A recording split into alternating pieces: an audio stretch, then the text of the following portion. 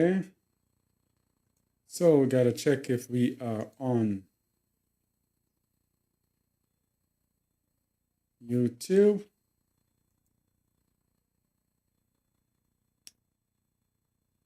All right. Yes, we're on YouTube. Only hope that it stays there. All right. All right. Shalom. Shalom, everyone, and welcome once again to Just a Word, another of our Shabbat teachings today. And today we are going to be looking at entitlement. Want to welcome everyone who is watching or listening. If you are watching or listening for the first time, this is our detailed Shabbat teaching that we have here on our channel, Just a Word. And we have our short teaching channel, Just a Word Shorts. Just a Word Shorts, that we also recommend that you check us out. Those are our shorter videos, anywhere from 5 minutes to 10, 20, 15 minutes, half an hour, thereabout, that you can check us out. All right, so today we are going to look at entitlement and the kingdom. Entitlement, a very subtle ruach, a subtle spirit that is preventing most of us, or will prevent most of us, from attaining unto the kingdom. It is a subtle spirit that is it is a deceiving spirit. It is unseen. It is there in our lives, in the background, operating in the background, destroying us spiritually, destroying us, and we don't even know it. And this, of course, is a spirit that was given to us by Babylon. Remember, Babylon is a golden cup in Yahuwah's hand to make the earth drunken. The earth has become drunken, therefore the earth is mad. So Babylon's task is to keep us drunken, to keep us mad, so that we cannot attain unto the promises of Yahuwah. And they have done a very good job with entitlement, because they have set up, or we're going to look at the meaning of entitlement, just giving an introduction. They have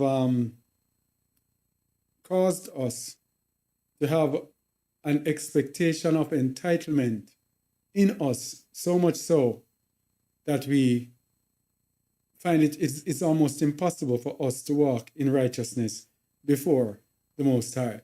If you're walking in entitlement, you cannot walk in righteousness before the Most High. But anyway, we're going to look at this. We're going to look at Zion and how entitlement prevents us from our aim. We're looking at the aim of each and every one of us. The Christians have their rapture. The Muslims have their paradise. Every different believer religion, but ours is not a religion, ours is a way. Ours is a way. Every religion has their goal, their aim, where we have an ultimate prize for the believers to attain. Our prize is Holy Mount Zion. It is Jerusalem. It is the land of Yasharal. Now, let's begin with our story as the children of Yasharal. We're going back and then we're going forward. Okay?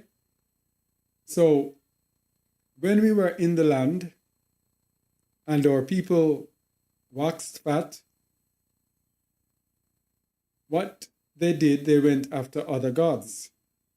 And the Most High acted and decided that he was going to let them discontinue from their heritage. And that's where we begin. Jeremiah 17, verses 4 to 7. And thou, even thyself, shalt discontinue from thine heritage that I gave thee. And I will cause thee to serve thine enemies in the land which thou knowest not, for ye have kindled a fire in mine anger, which shall burn forever.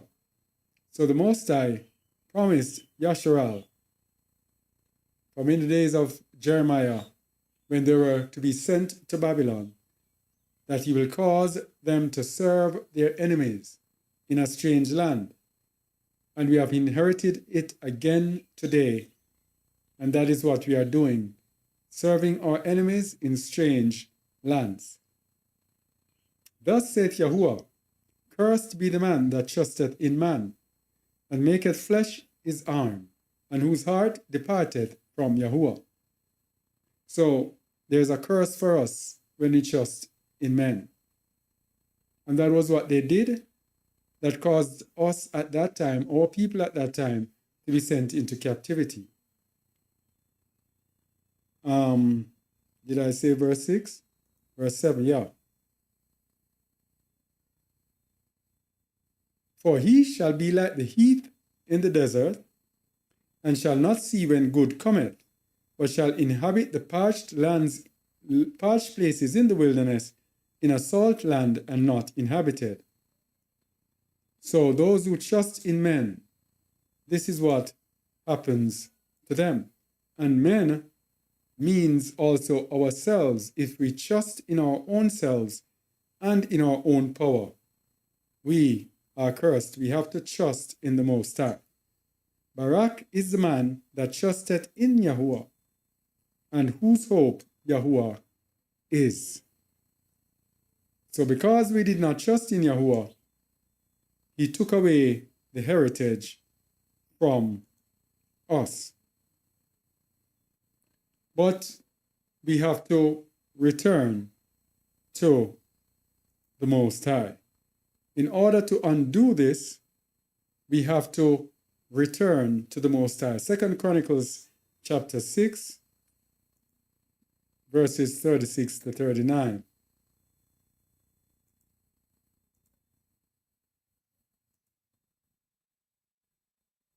If they sin against thee, for there is no man which sinneth not, and thou be angry with them, and deliver them over before their enemies, and they carry them away captives unto a land far off or near. This is what happened to us, right? Yet if they bethink themselves in the land whither they are carried captive, and turn and pray unto thee in the land of their captivity, saying, we have sinned, we have done amiss, and have dealt wickedly. So our response to what is happening to us has to be humility. We have to confess and accept that we have done the Most High wrong and that we have dealt wickedly. If they return to thee with all their heart and with all their soul in the land of their captivity, whither they have carried them captives, and pray toward their land, which thou gavest unto their fathers, and toward the city which thou hast chosen, and toward the house which I have built for thy name, then hear thou from the heavens, even from thy dwelling place, their prayer and their supplications, and maintain their cause, and forgive thy people which have sinned against thee. So it's a process of humility, turning to the Most High, confessing, return to the Most High with all our hearts, praying unto him, confessing the evil that our fathers have done and that which we have done. Then he will return us to the land. So we must seek out Zion. We must seek out Zion in the land of our captivity. The account in the book of Jeremiah is the equivalent to us at this time. The account in the book of Jeremiah is when his people were in Babylon. We're going to look at chapter 50, verses 2 to 13, to show us what our approach should be when we are in Babylon. We are at exactly this point in time that we will see now in the book of Jeremiah, chapter 50, verses 2 to 13.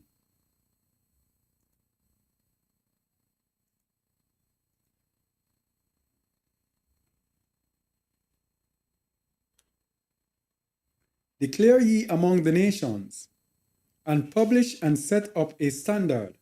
Publish and conceal not. Say, Babylon is taken, Bel is confounded, Merodach is broken in pieces, her idols are confounded, her images are broken in pieces.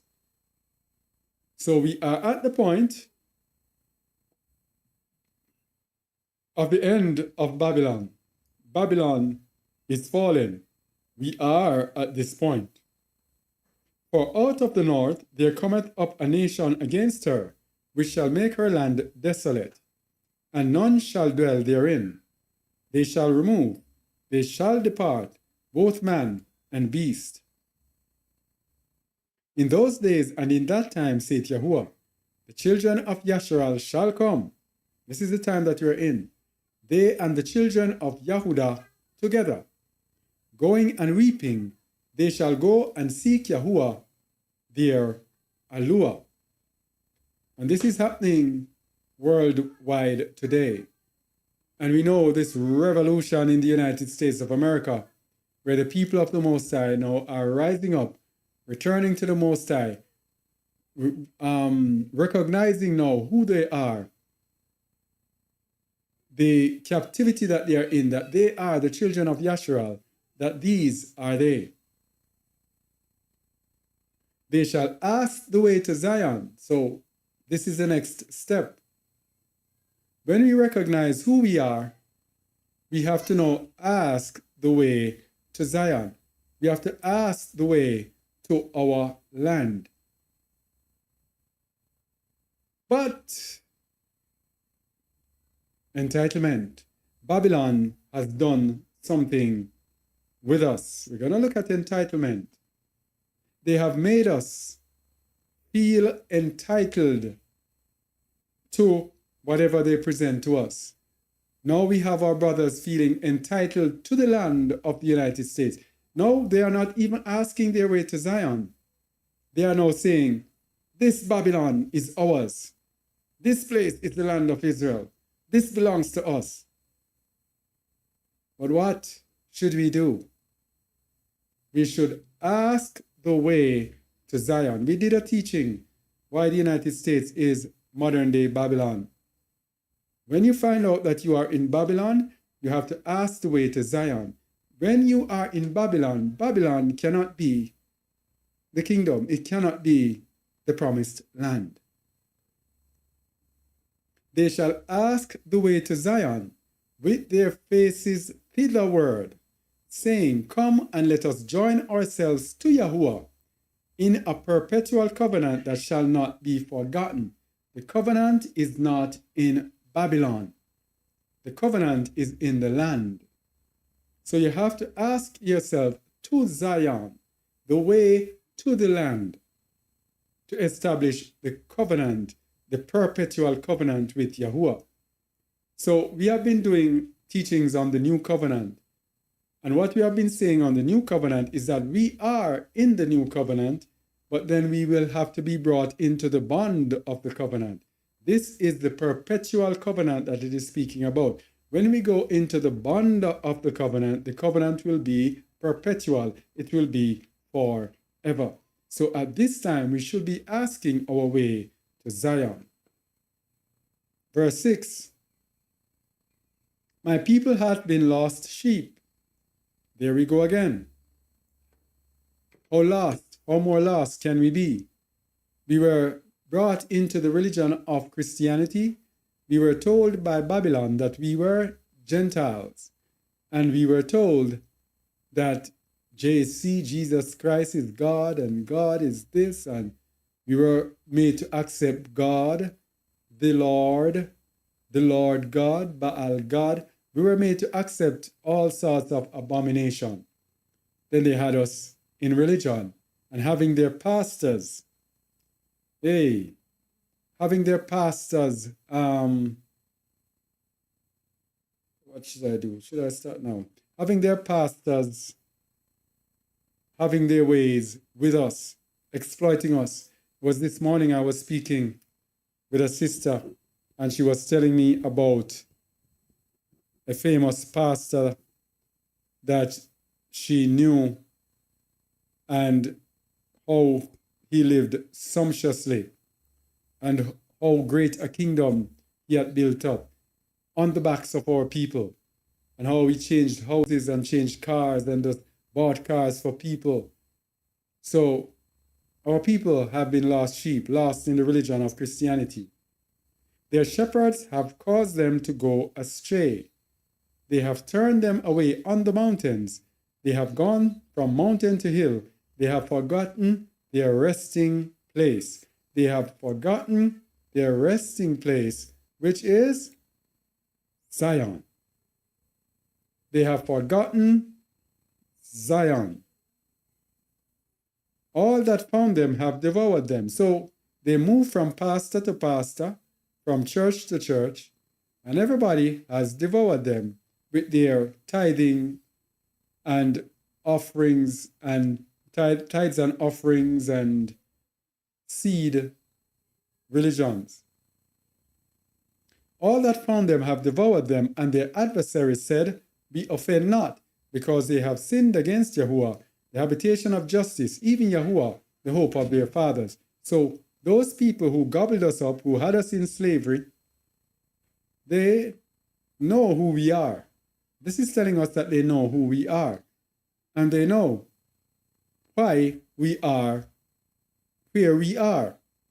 They know that we have sinned against our Father, and that is why we are in our afflictions. And so they exploit us, thinking that they will not be brought to account for it.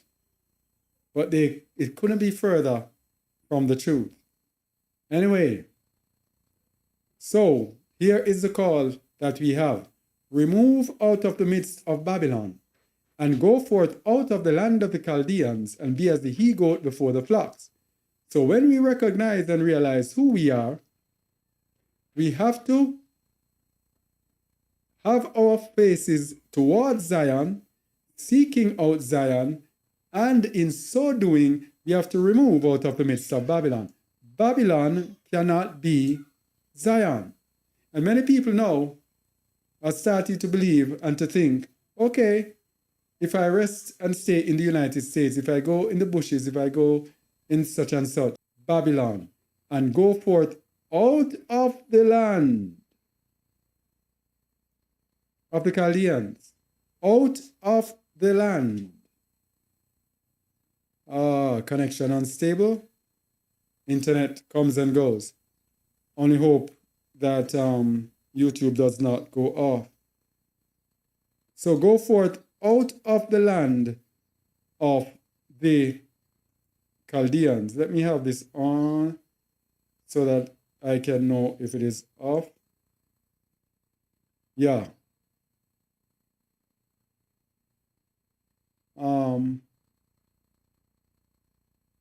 Is this on?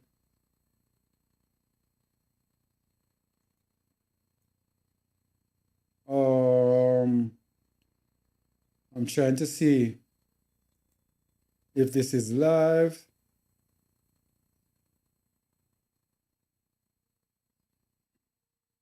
Is it on?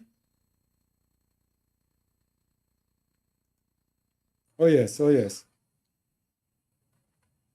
All right. Yeah. All right, so just want to make sure that this is firing as well. Yeah. So when we find out that we are in Babylon, we have to think about Zion and think about going forth out of the land of Babylon.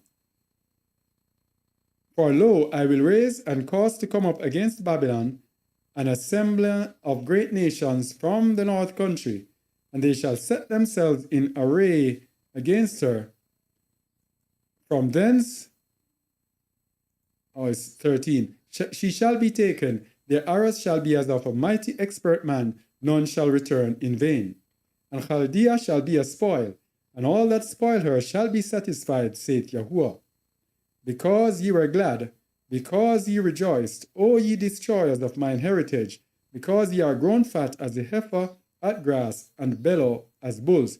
So this is what happened. The United States has prospered. England has prospered. Man, don't talk about England.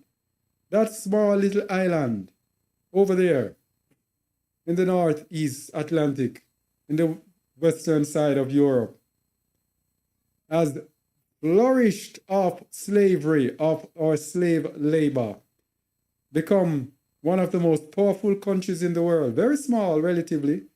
One of the most powerful countries off the back of our slave labor. Eh? Because you are glad, because you rejoice, O ye destroyers of mine heritage, because you are grown fat as the heifer at grass, and bellow as bulls. Now, when you look, and you look at all these things, all these people that say they are Jews and are not, I'm just reading these things. I'm saying, how can people be so deceived? Things don't pertain to them. I can look in this, and every single sentence I can find ourselves in it. Yes? When did Babylon grow fat of the back of the children of Israel, so that the Most High will be angry with people for what they did to his people? When? This is us. Your mother shall be sore confounded. She that bare you shall be ashamed. Behold, the hindermost of the nations shall be a wilderness, a dry land, and a desert.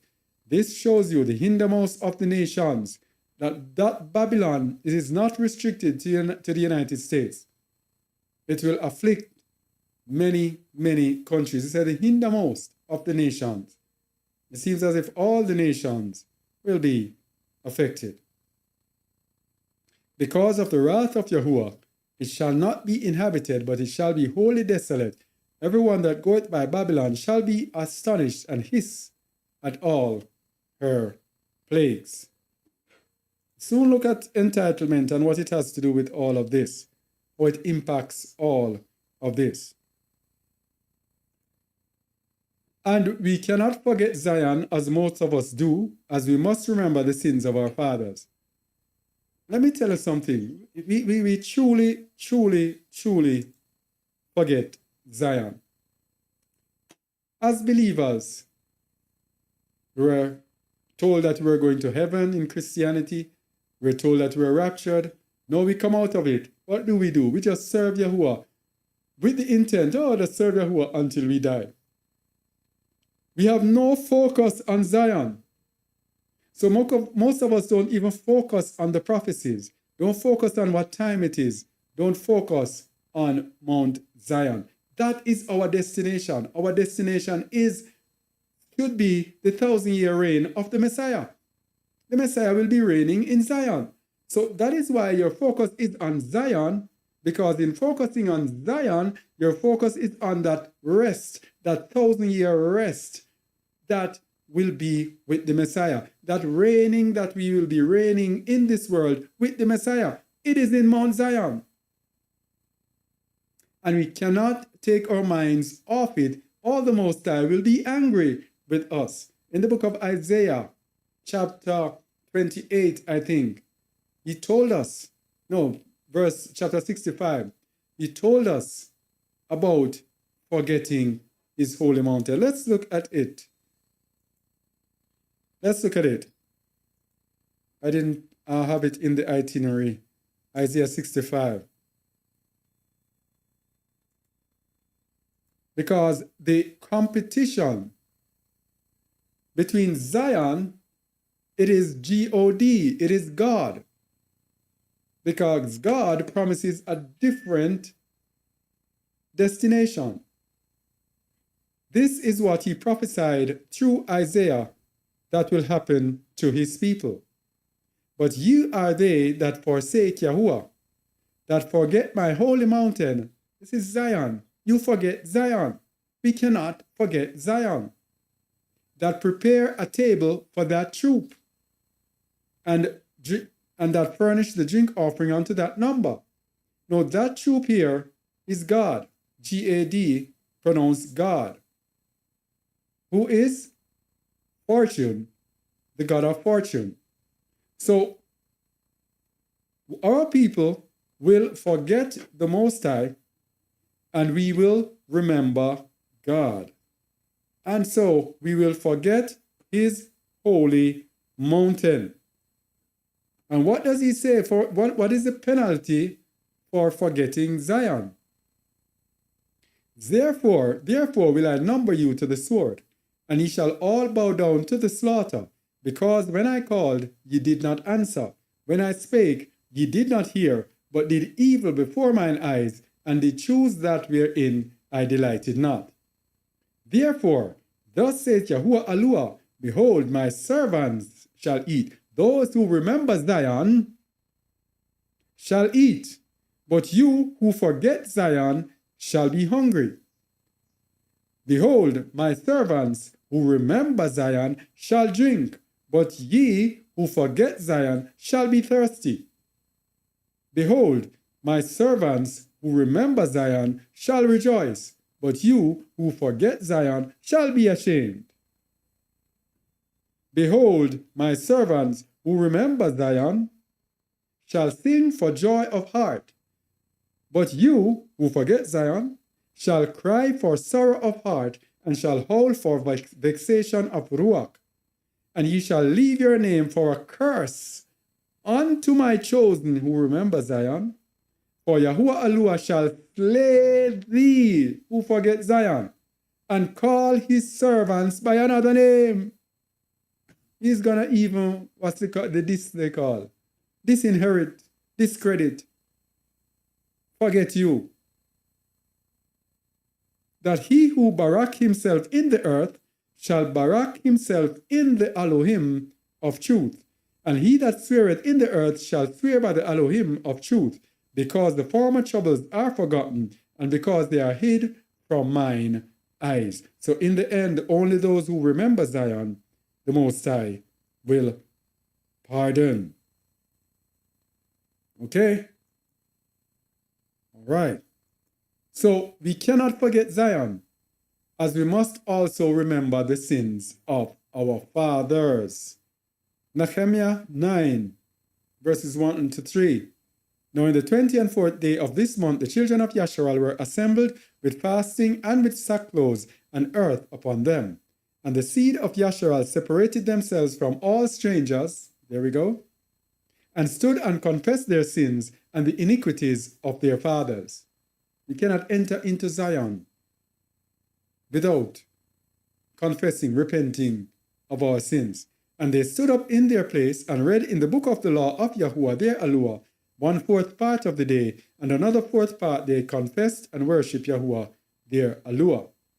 In the book of Judith, chapter 7, verse 28, we take to witness against you the heaven and the earth, and our Aluah and master of our fathers, which punisheth us according to our sins and the sins of our fathers, that he do not according as ye have said this day. That is why, people, we are in what we are in. We are being afflicted for our sins as well as the sins of our fathers. To return to Zion, we have to confess our sins, the sins of our fathers, set our sight on Zion, ask the way to Zion, and head for Zion.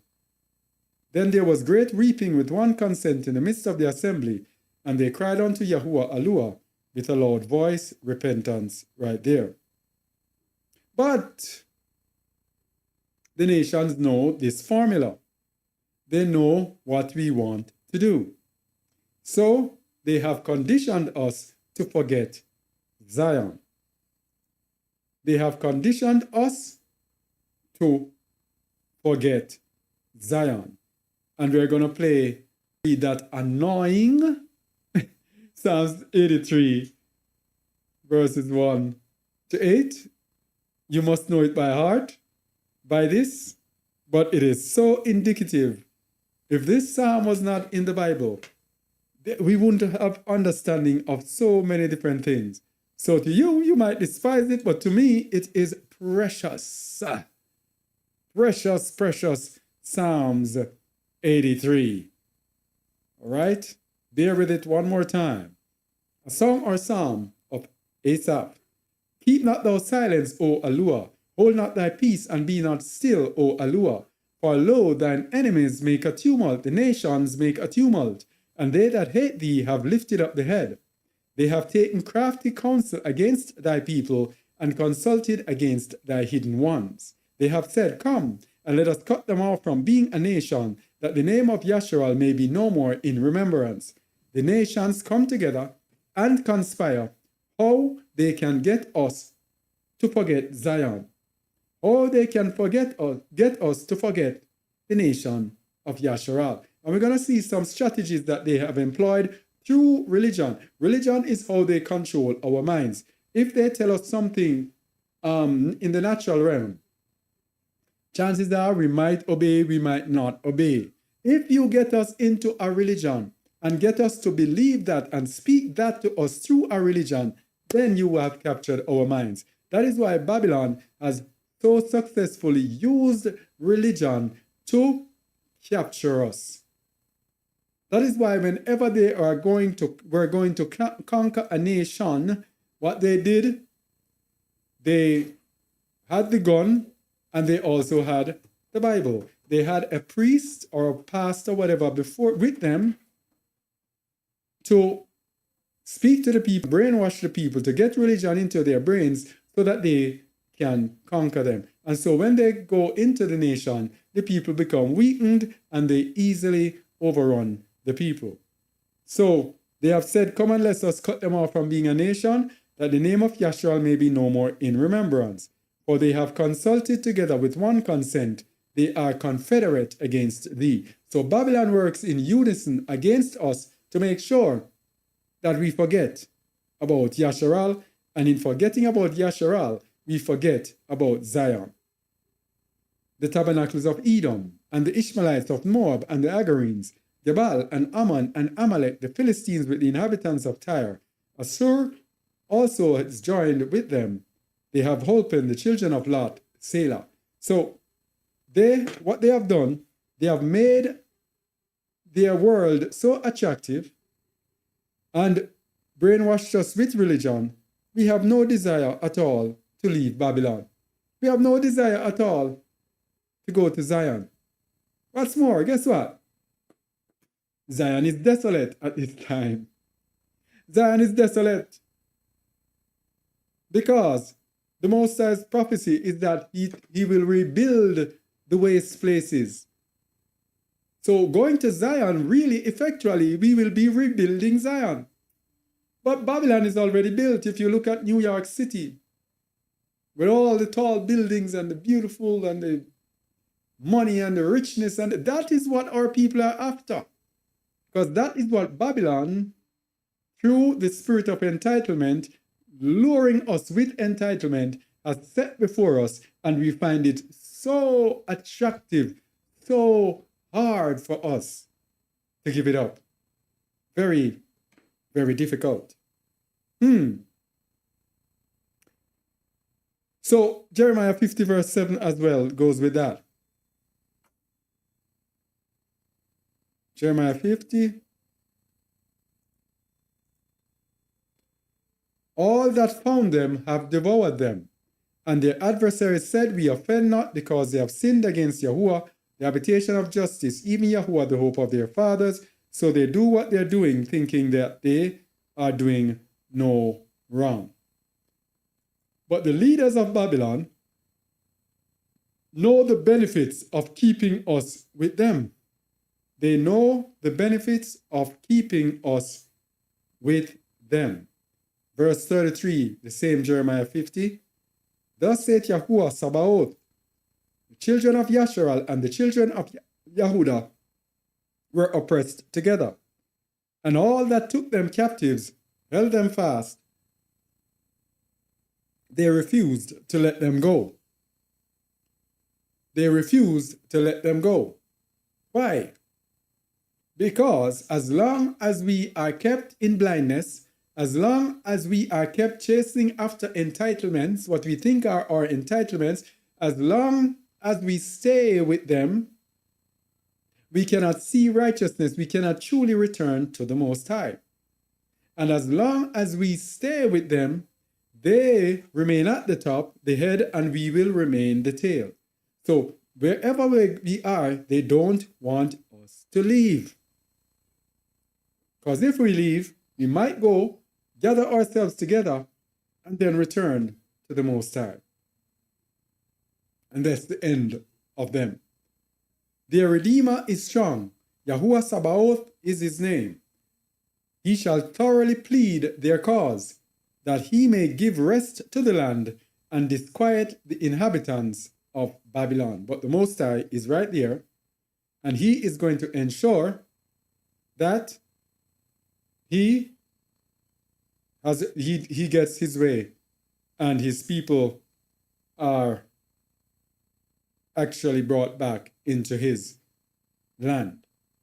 So we are talking about Babylon, but who are the leaders of Babylon? What we're going to do, we're trying to get a picture. Jamaica is a picture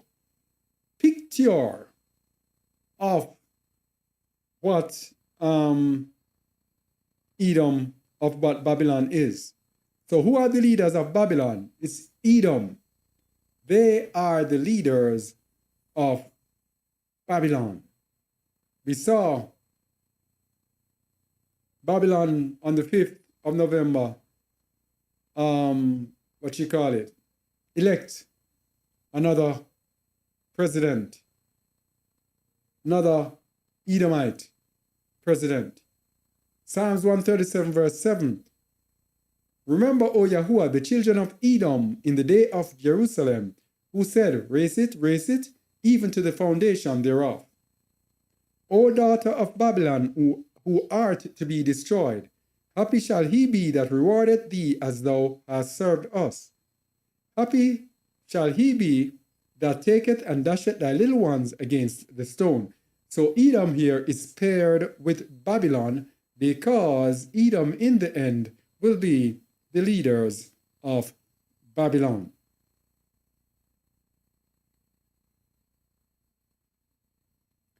And the eagles gather wherever our people are scattered. They gather wherever our people are scattered and refuse to let us go. Even here in South Africa, where our people are also, we have the eagles gathered here behind the scenes. They were in front of the scenes during apartheid. Now they are behind the scenes, pulling the strings behind the scenes, refusing to let us go. Because as long as they are wherever we are, they are going to prosper. Luke 17:36-37, we're showing another meaning of this that many people have not realized. It's a hidden meaning that wherever our people are in captivity, that is where the eagles will be gathered. 2 men shall be in the field. Luke 17:36, the one shall be taken and the other left. And they answered and said unto him, Where, master? And he said unto them, Wheresoever the body is, thither will the eagles be gathered together. Wheresoever the body that is dead, the dead body, dead in what? Dead in sin. Wherever the sinners have been scattered, our people, that is where the eagles will be gathered together. They gather together, conspiring together.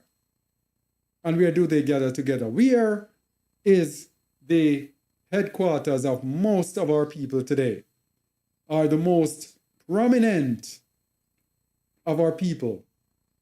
It is in the heart of the midst of the heart of Babylon, which is the United States. Yes? That is where our people, the most famous of our people in this world, the most influential, we should say, along with Jamaica, of course, yeah, for the small size that we have. So, it is in the United States. And guess what? That is where the eagles are gathered. Where? The United Nations. The United Nations is right in the heart of the United States, where our people are together. They gather themselves together in the Psalms 83 fashion, yes, to make sure that our people remain where they are, under their control. But who are the eagles? In the book of Obadiah, it tells us, verses 3, 4, 5, and 6, speaking about Edom. The book of Obadiah is about one nation, Edom. So from Obadiah, the subject is Edom. The pride of thine heart hath deceived thee, thou that dwellest in the clefts of the rock, whose habitation is high, that saith in his heart, who shall bring me down to the ground? Though thou exalt thyself as the eagle, and though thou set thy nest among the stars, thence will I bring thee down, saith Yahuwah. If thieves came to thee, if robbers by night, how art thou cut off? Would they not have stolen till they had enough? If the grape gatherers came to thee, would they not leave some grapes? How are the things of Esau searched out? How are his things sought up? So verse 4 says, though thou exalt thyself as the eagle, Edom, the leaders of the nations, the leaders of Babylon, the great exalted eagle in the end, these are they who have us in captivity. And remember, it was the eagles who parted our land. This land here, United States, is not our land. Don't follow those people. For people are there, or people were brought there, or they left and went there. It is not their land. It is not their headquarters. Okay? So this is a parting of the land in Joel chapter 3, verse 2. I will also gather all nations and bring them down into the valley of Jehoshaphat, and will plead with them there for my people and for my heritage, Yasharal, whom they have scattered among the nations and parted my land. So they scattered us among the nations through captivity and parted Yahuwah's land, parted his land. And this was the parting of the land in 18 something to early 19 something, between 7, I think it's 7 major nations, and we know the number 7 in the Bible. It speaks about the beast of 7 heads. 7 nations: the British, the French, the Portuguese, the Spanish, the Italians, the Belgians, and the Germans. Yes?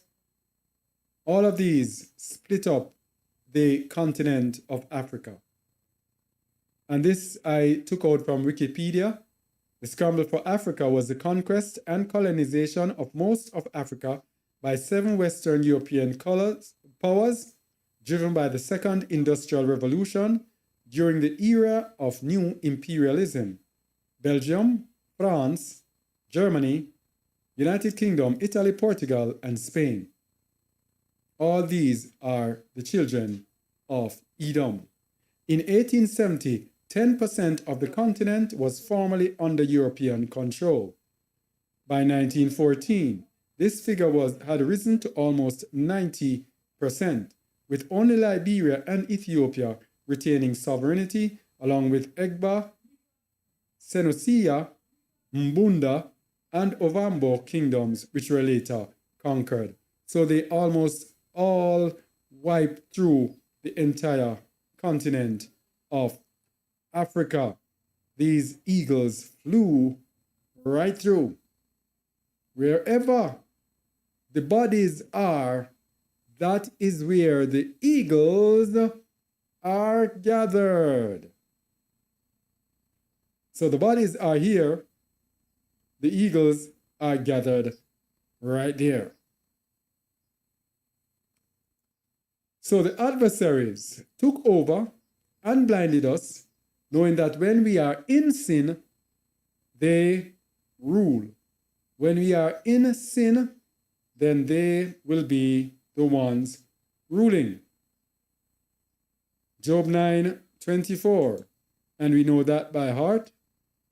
Somebody please recite it. Job 9:24. One of those you have to know by heart because the world is based on this verse. The earth is given into the hand of the wicked. If you do not know this, you cannot understand the Bible. If you do not know this, you will be continuously fooled by what these leaders are doing. If you do not know this, then you would have been one of those who would have voted in the elections in the United States the other day. Okay? If you don't know that, then Trump, Kamala, whomever they are, would be fooling you.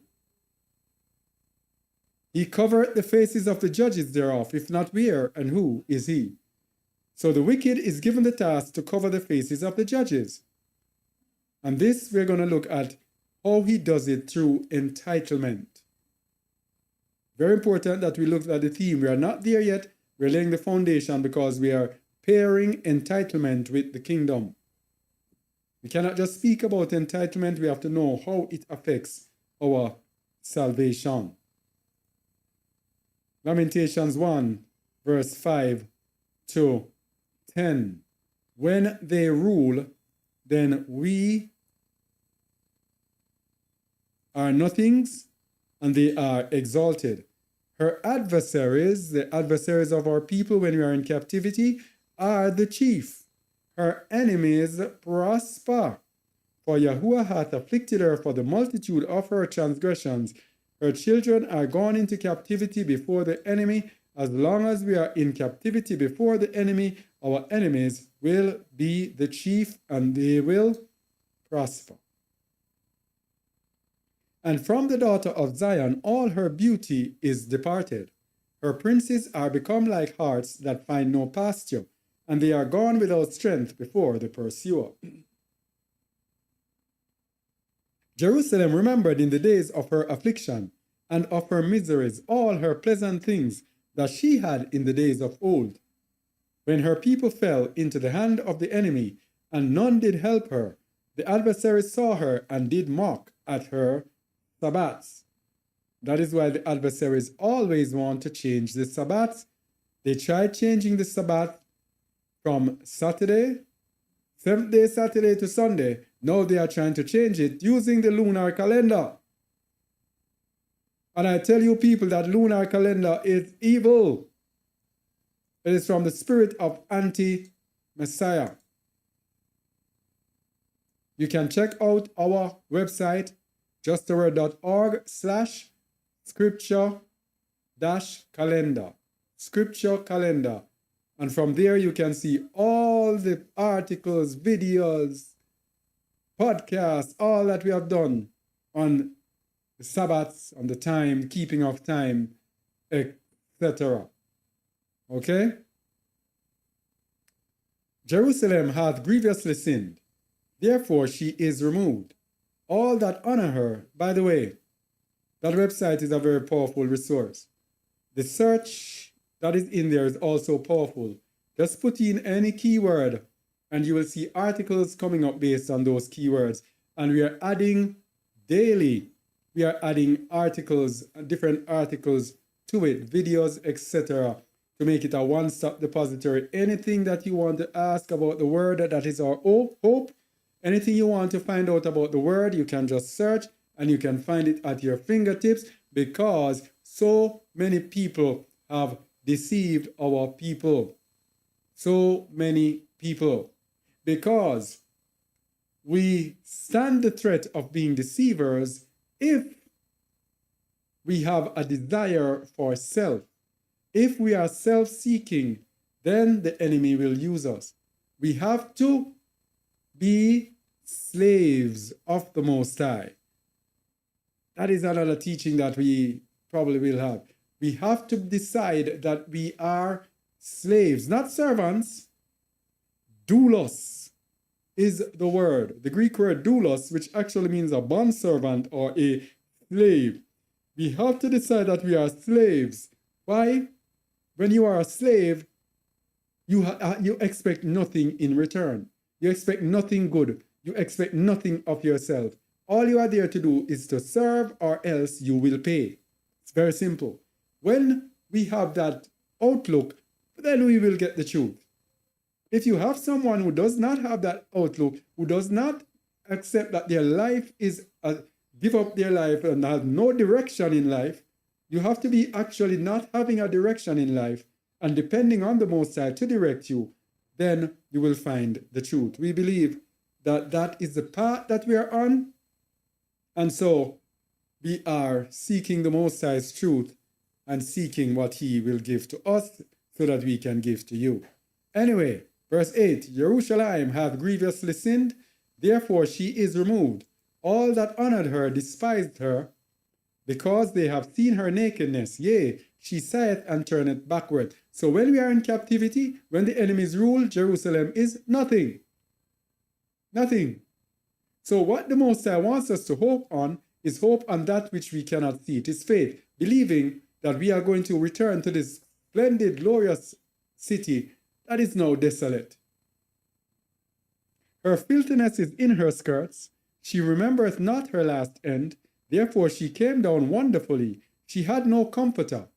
O Yahuwah, behold my affliction, for the enemy hath magnified himself.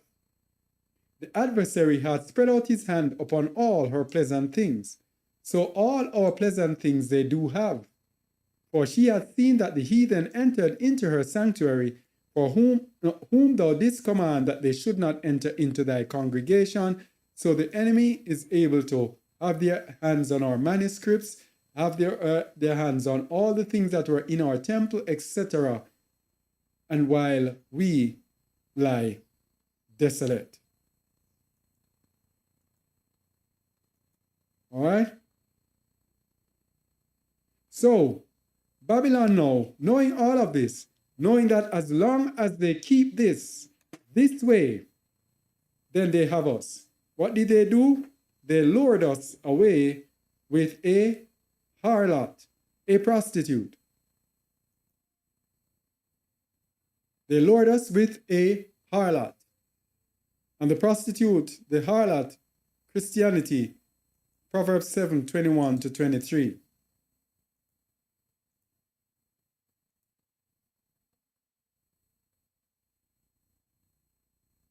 Let's go from 19, because from 19 speaks about Yahushua HaMashiach, our master. For the good man is not at home, he is gone a long journey. That is Yahushua. He hath taken a bag of money with him, and will come home at the day appointed. This is Yahushua who said, my reward is with me to give every man according to what he has done. Yahushua has a bag of money to return. So what does the harlot do? What does Christianity do? With her much fair speech, she caused him to yield. With the flattering of her lips, she forced him. That's what Christianity does. Flatters you and brings you into the religion. How does it flatter you? How does she flatter you? She flatters you by telling you whatever you want to hear. There is a Christian denomination for whichever level you are. If you just want somewhere we can just go and just sing and dance, they'll provide it for you. They'll flatter you, and each one of these levels, they'll tell you, you are on your way to the kingdom. He goeth after her straightway, as an ox goeth to the slaughter, or as a fool to the correction of the stocks. So when we are flattered, then we go after Christianity. Till a dart strike through his liver, as a bird hasteth to the snare, and know it not that it is for his life. So when they trap you in that religion, it is like they own you. I can't forget one of our Hebrew Israelite brothers always said, Christianity is a hell of a drug. This is it. When it captures you, it's like a dart strikes through your liver and you actually die. Yeah. So Babylon gave us church. The Babylonian Christian church is the mother harlot. Revelation 17, 1-6.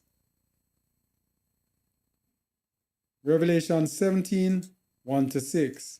Still laying a foundation. And there came one of the 7 angels which had the 7 vials, and talked with me, saying unto me, Come hither, I will show unto thee the judgment of the great whore that sitteth upon many waters, with whom the kings of the earth have committed fornication, and the inhabitants of the earth have been made drunk with the wine of her fornication. So he carried me away in the ruach into the wilderness, and I saw a woman sit upon a scarlet-colored beast, full of names of blasphemy, having 7 heads and 10 horns. And the woman was arrayed in purple and scarlet color, and decked with gold and precious stones and pearls, having a golden cup in her hand, full of abominations and filthiness of her fornication. And we have done many teachings on this, showing Christianity in this. And upon her forehead was a name written, Mystery, Babylon the Great, the mother of harlots and abominations of the earth. And I saw the woman drunken with the blood of the saints and with the blood of the martyrs of Yahusha. And when I saw her, I wondered with great admiration. This woman has been coming down throughout the ages when they were killing our people. This woman was at the head, Roman Catholic Church, leading the religion called Christianity. But what does it say about a harlot? Meet not with an harlot. Sirach chapter 9, verses 2-9. This harlot that they have given us is the harlot. Let me turn on this thing.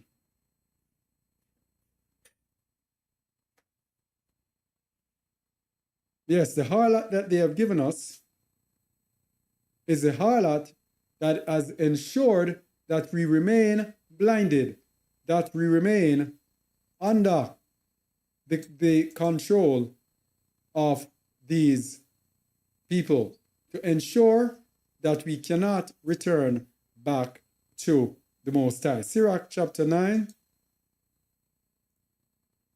from verse 2.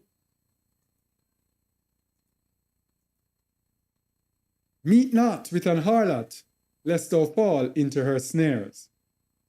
There we go. Do not meet with a prostitute. Do not meet with a Christian. Don't go into the Christian church and sit there seeking what you can find, lest thou fall into her snares. Use not much the company of a woman that is a singer, lest thou be taken with her attempts. And what is one of the highlights of the Christian church? Their songs. When the Christians woo you with their songs, hey, man, I remember I was in Christian church. Man, what had me in Christianity and made me love it was the song. I remember while I was at the bus stop going to church, even on Sunday nights, I would have my music on my ears. You are Alpha and Omega, we worship you, oh yeah. All those songs. Yeah. What was that? Who did that again? Israel New Breed. I remember that song. Songs like those. And those songs held you, grabbed you, and had you. It is only through obedience and everything you reject these songs now. But sometimes you hear those Christian songs again. It is like, nostalgia and all of that. Use not much the company of a woman that is a singer, lest thou be taken with her attempts. Gaze not on a maid, that thou fall not by those things that are precious in her. Give not thy soul unto harlots, that thou lose not thine inheritance. You hear that? Give your soul to the harlots. You lose your inheritance. Where is our inheritance? In Zion. So we give our soul to the harlots, we remain in Christianity. What is going to happen? We are going to forsake Yahuwah, and we are going to worship God. Isaiah 65 verse 11. We are going to forget his holy mountain, and we are going to lose our inheritance. Look not round about thee in the streets of the city, neither wander thou in the solitary place thereof. The streets of the city, every major city where our people are, they flood the places with churches. In my town where I'm from, every street has a church. I don't think there's any street there that is without a church. And some streets, Duke Street has what? Methodist. Only two. Methodist. Church of England. Which other one? Seventh-day Adventist. Very small community. Yeah. That's only two. Market Street has Salvation Army. Church of God. Is there another one? Salvation Army. That's three again. The place is full of churches. And those are just only two streets. Yes? Look not round about thee in the streets of the city, neither wander thou in the solitary place thereof. Turn away thine eye from a beautiful woman, and look not upon another's beauty, for many have been deceived by the beauty of a woman, for herewith love is kindled as a fire, and they deck their churches beautifully and beautify their churches so beautiful and so alluring. Sit not with another man's wife, nor sit down with her in thine arms, and spend not thy money with her at the wine. Spend not thy money with her. Tithes and offering at the wine. Wine is what? Drunkenness of Babylon.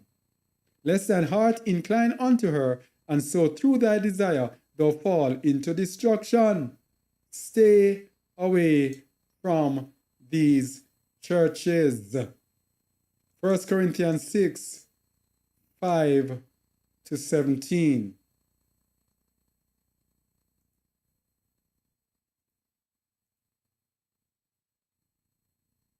I speak to your shame. Is it so that there is not a wise man among you? No, not one that shall be able to judge between his brethren? No, this isn't it. This is the wrong place.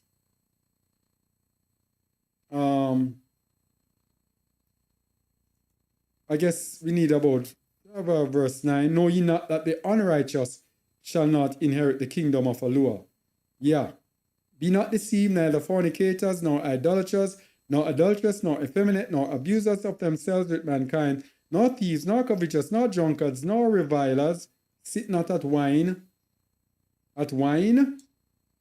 with a man's wife, nor revilers, nor extortioners shall inherit the kingdom of Elohim.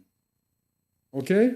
So they gave us that religion, and let's see how this religion helps to let us forget about Mount Zion. 12 deceptions of Babylonian Christianity. 12 deceptions. Number 1, the current one, the reigning champion today. Jesus is God. Yahusha is Yahuwah. Given to us by the ruach of anti-Mashiach, of Antichrist, because it is rejecting the Father and the Son, making them to be one, no separation between them. Another deception of Babylonian Christianity, and all of these come from their Babylonian pagan religion. Another deception, virgin birth. You can argue on all of these, but all of these come from Babylon. This is what they gave us in religion, and guess what? When we come now, look at the trick. These things, Babylon has done such a great job in staining us with their false religions. When we now come out of these things, come out of their religion, we say we have left Christianity. What do? We bring the luggage of Christianity with us. But what did Shaul say in Philippians 3? Forgetting that which is behind, I press towards the mark of the high calling.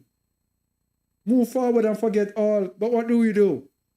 Man, oh man. The people are slaves to these false teachings. They won't even go and search and realize and find out that all of these things came from Babylon and from pagan traditions. And then match it up with the Bible and to see if this was the Most High's tradition. Virgin birth. Yes, your precious virgin birth came from Babylon. Immaculate conception from Babylon. Worship of the Queen of Heaven. Easter worship. Ishtar worship. Holy Mary, Mother of God worship from Babylon. The worship of Tammuz, the worship of the Son as the Father. Babylon. Sunday worship. Babylon. That is why Babylon changed the worship day from the 7th day Sabbath, Saturday. Don't let anyone fool you. Saturday has been the unbroken change day. It's just that they gave it a name. It was originally called Sabbath. If you check over 100 different languages, that day was originally called Sabbata, Sabota, Sabiti, Sabeto, Sabo, some form of Sabbath. It is the pagans who changed the names and gave all the days of the week a pagan name. So we end up with Saturday, the day of Saturn. Yes?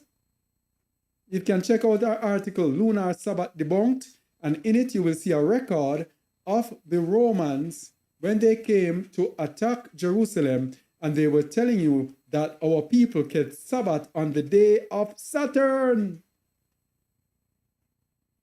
They say on the day of Saturn they do not work. Yes? It is just a twisting of the names and what was called. But that this 7-day cycle has been unbroken. Don't worry about them calling Sabbath by the name of Saturn. Sunday was called after the sun, Monday after the moon, Tuesday after Twi, Wednesday after Odin. And all of these have also the planet Mars, Mercury, Venus. I think Venus is Friday. And Friday is also the worship of Frigg, which is a goddess. So, if you change the day of worship to any other day, it is still in honor of a pagan. We can't get rid of them until the Most High returns and give us his pure language. Anyway, the worship of the Lord, Babylon. The Trinity, Babylon. And let me tell you something, when our people come out of these things, they hang on to some of these things. What is wrong with us? The church system, Babylon. Roman Catholic-led religion, Christianity from Babylon. We showed it in Revelation 17. Easter, Ishtar, Babylon, Christmas, Babylon. So Babylon's deception has affected us more than we think.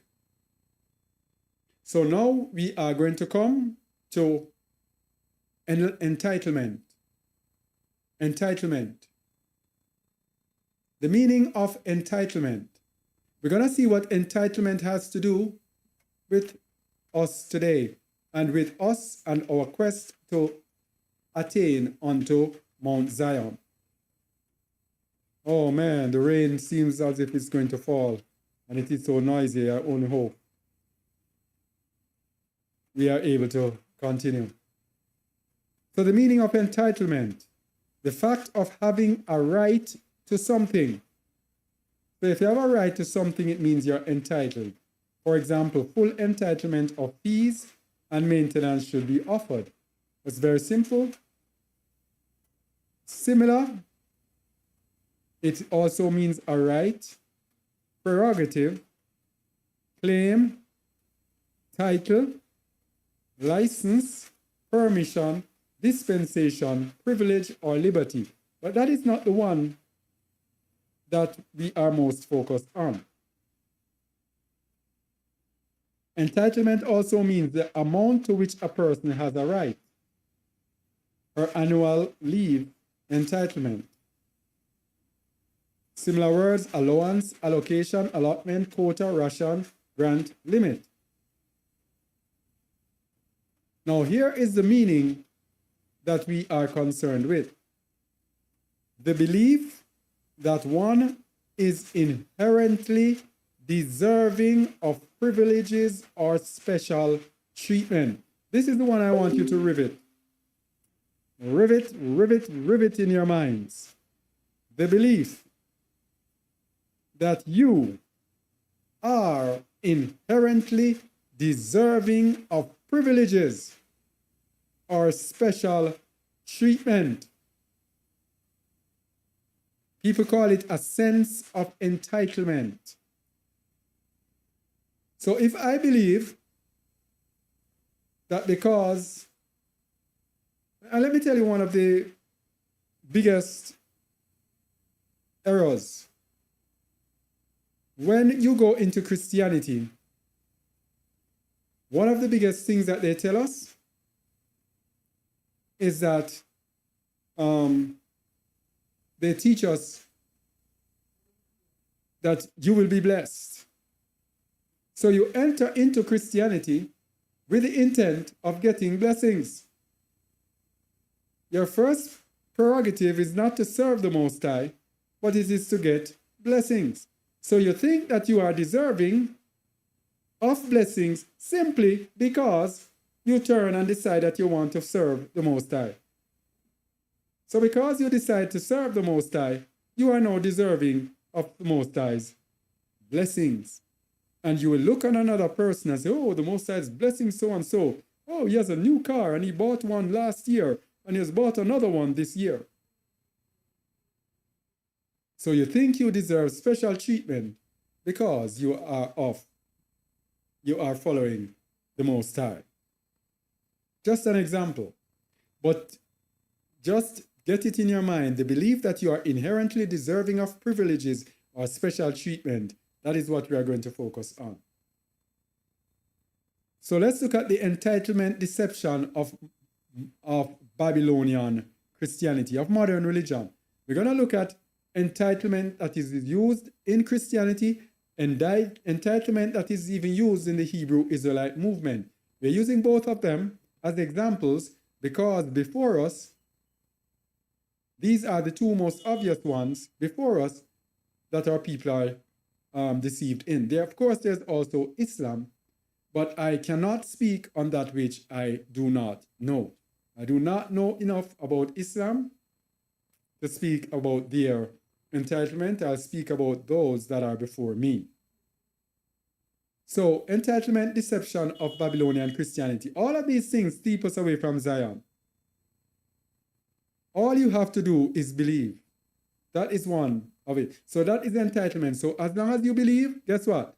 You're entitled to the kingdom. You see how simple these people throw us off. And so Christians who believe this do not really focus on righteousness, do not focus on perfection.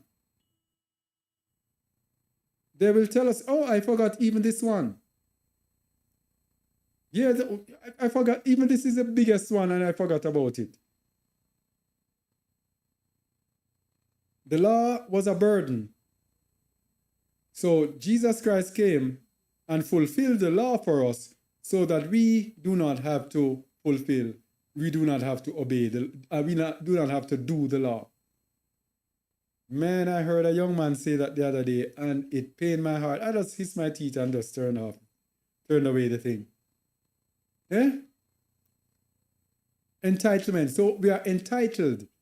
Because we say we believe in JC, All of a sudden now, we are free to do whatever we want to do because we say we believe in him.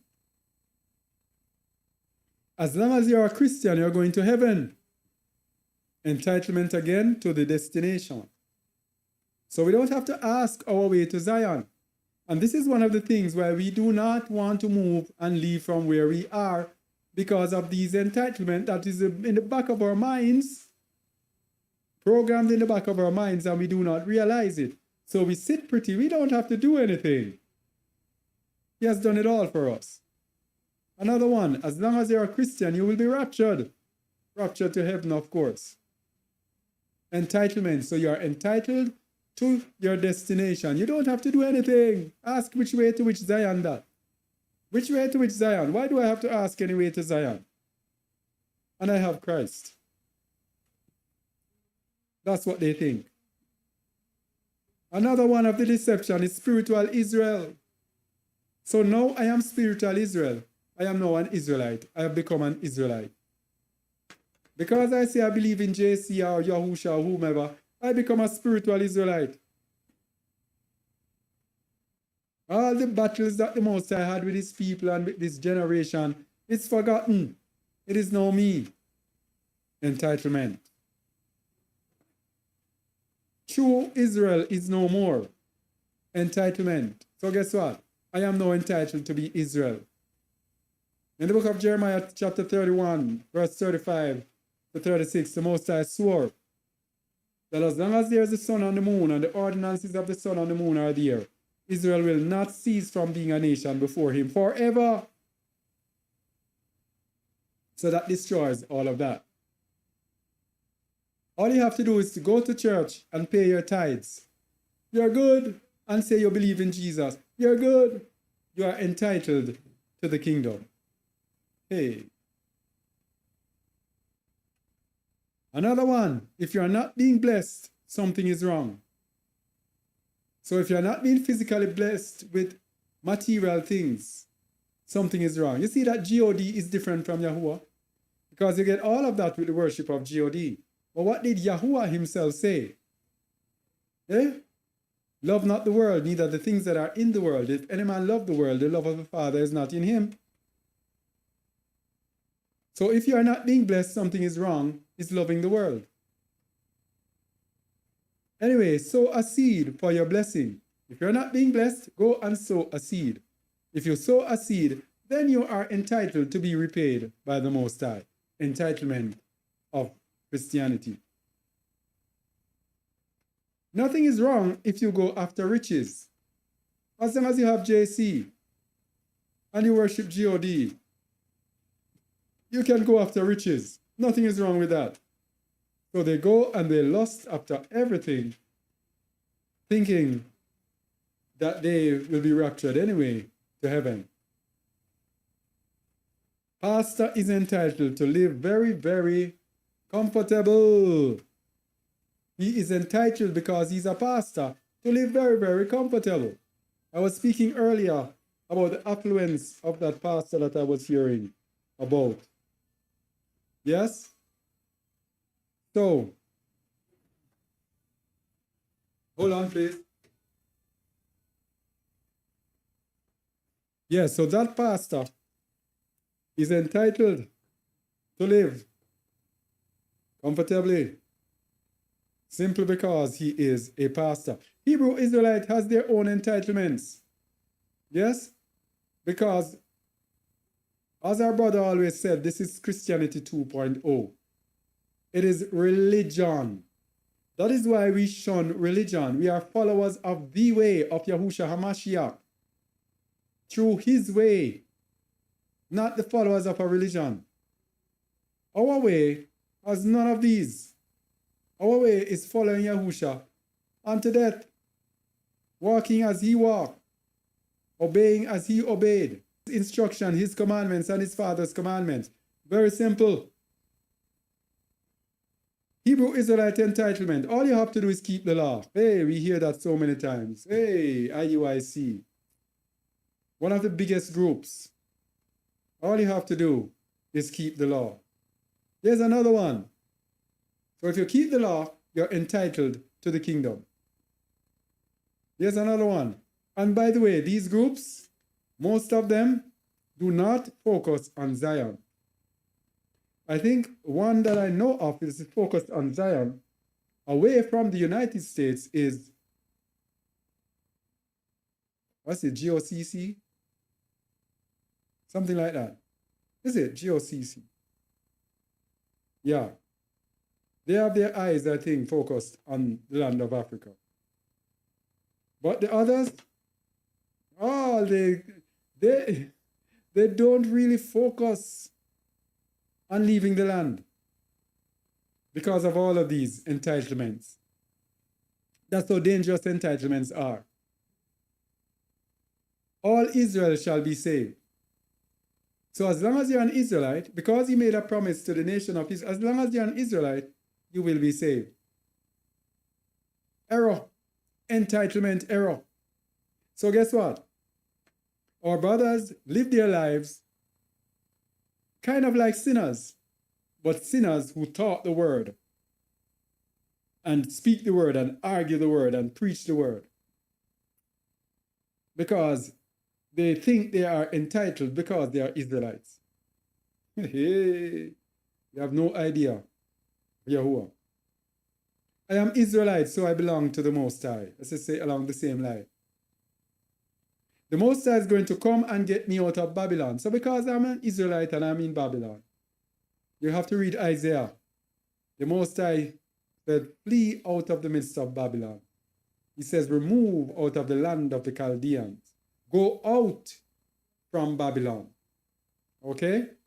So that entitlement is getting people, and not only Hebrew Israelites, many believers have this thing, that the Most High is going to come and get them out of Babylon. We have several different teachings, videos explaining this, using scriptures to explain that this is not so.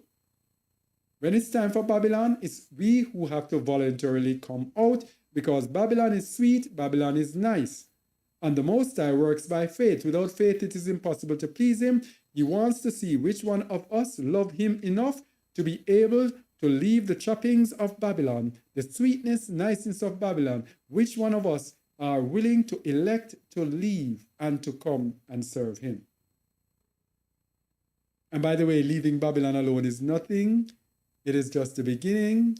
It's righteousness. If you leave Babylon and you're not in righteousness, not pursuing righteousness, not walking in righteousness, the Most High is going to kick you out. He's going to reject you. Yahuwah does not play. This entitlement thing, it does not work with him. You have to walk in his obedience, in his righteousness. Number 5, the Most High is going to come and zap me into the new covenant. This is one of the teachings of our brothers. We are not in the new covenant yet, but in the end, the Most High is just going to come and is just going to make us know him and take away our sins, and nothing anymore. Nothing can change. We cannot sin anymore. Entitlement. And because of that, they act as if they are in the old covenant. They walk in unrighteousness. They walk in unholiness, in all sorts of abominable things, acting as if there's no difference between them and sinners most of the time. I don't see any difference between most. When I watch, I keep watching, and I say, what's the difference between them and sinners? In their demeanor. I have watched these people for years, and I keep watching them, and brothers have criticized me, but I watch them to get an understanding. And I can't see the difference between them and sinners. Why? Entitlement. Only Israelites shall be saved. So because I'm an Israelite, salvation is only for me. I am entitled to salvation. Entitlement. The Most High does not work that way. Yes? Another one, no Edomites will be saved. So because Edomites have persecuted us, they believe none will be saved. I'm an Israelite, I will be saved no matter what, but no Edomites will be saved. You are going to get the surprise of your lives. Yeah? The good news is only to be preached to Israelites. That's another entitlement again. The gospel is only for Israelites. All of these things are going to keep us from Zion. In the book of 1 Thessalonians, I think chapter 2, it says, filling up their sins always, forbidding us to speak to the Gentiles that they might be saved. All of these things keep us from the kingdom. So Babylon's corrupt system of entitlement has corrupted us. Before I deal with Babylon's system, let me speak a little bit about us as believers with entitlement. You see, when we come into the way, this entitlement thingy is killing us. Killing us. I have been with believers, and trust me, entitlement. You see, even people who have said they have fled out of the midst of Babylon, entitlement. They believe, some believe, that, you know, I've made a sacrifice, I fled out of Babylon, I have given up this, and I've done that. That doesn't impress the Most High, unless it is accompanied by pure humility, pure righteousness and order. So we fled out of Babylon. And the experience to try to get people to hold on to righteousness is very, very, very difficult. Because people think that they are entitled because of what they have done. Because of what they have done, then there's a little slack that the Most High will, you know, give them to be able to live their lives a certain way. That is not it. We are to seek righteousness before we come out of Babylon and continue to pursue righteousness even harder than that we have come out. That is how it is.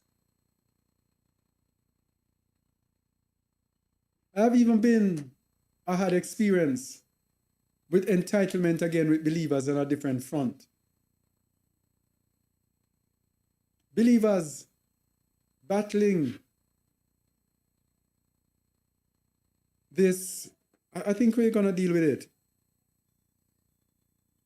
Where am I? Let me see.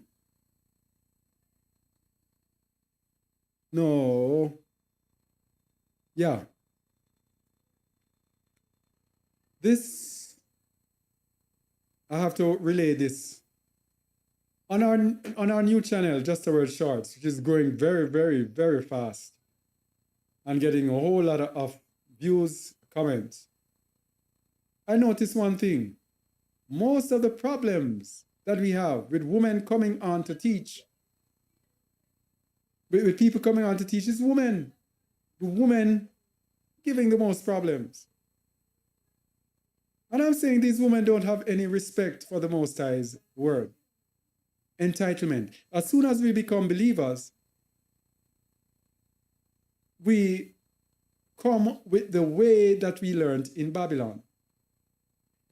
Let me show you, because I have to give this one first to explain this part about the woman. This article is entitled A Sense of Entitlement from Childhood to the Workplace.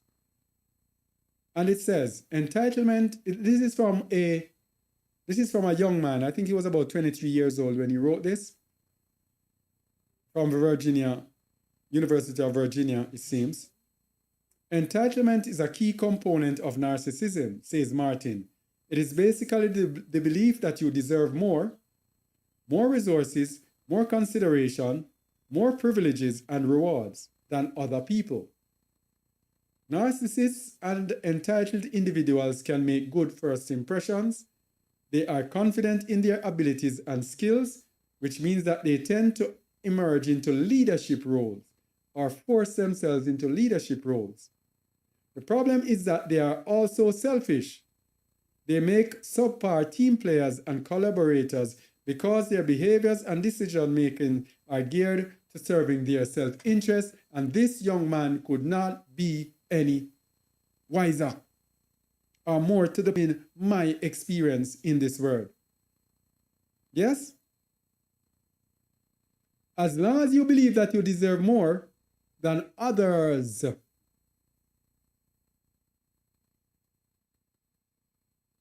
then you will become narcissistic. You will give a good first impression. When people get to know you, they say, oh, why is a nice person, such a this. But when those desires now of that entitlement, when you start feeling grumblish and start grumble that I deserve this and I this, that it says you are going to be confident in your skills and abilities. And you're going to emerge into leadership roles, which is these women that I'm telling you about. These women now want to come and to teach.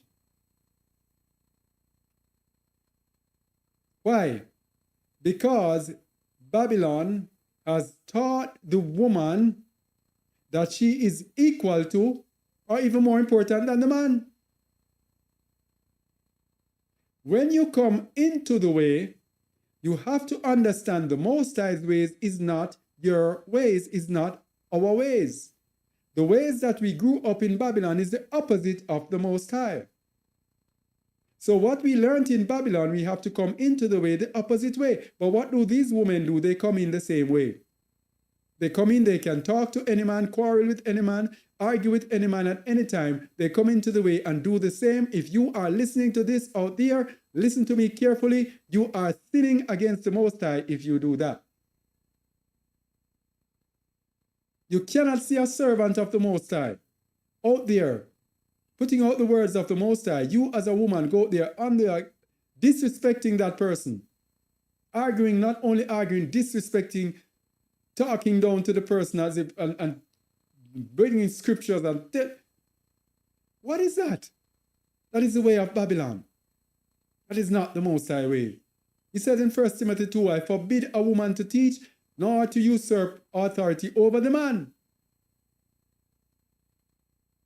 And guess what they do? They say the man is the husband. Because one of the meaning is husband, but it also means any man. And common sense tells you it has to be any man. Why?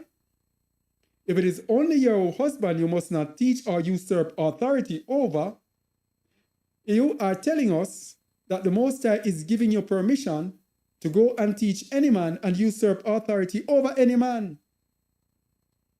As a woman, that is impossible.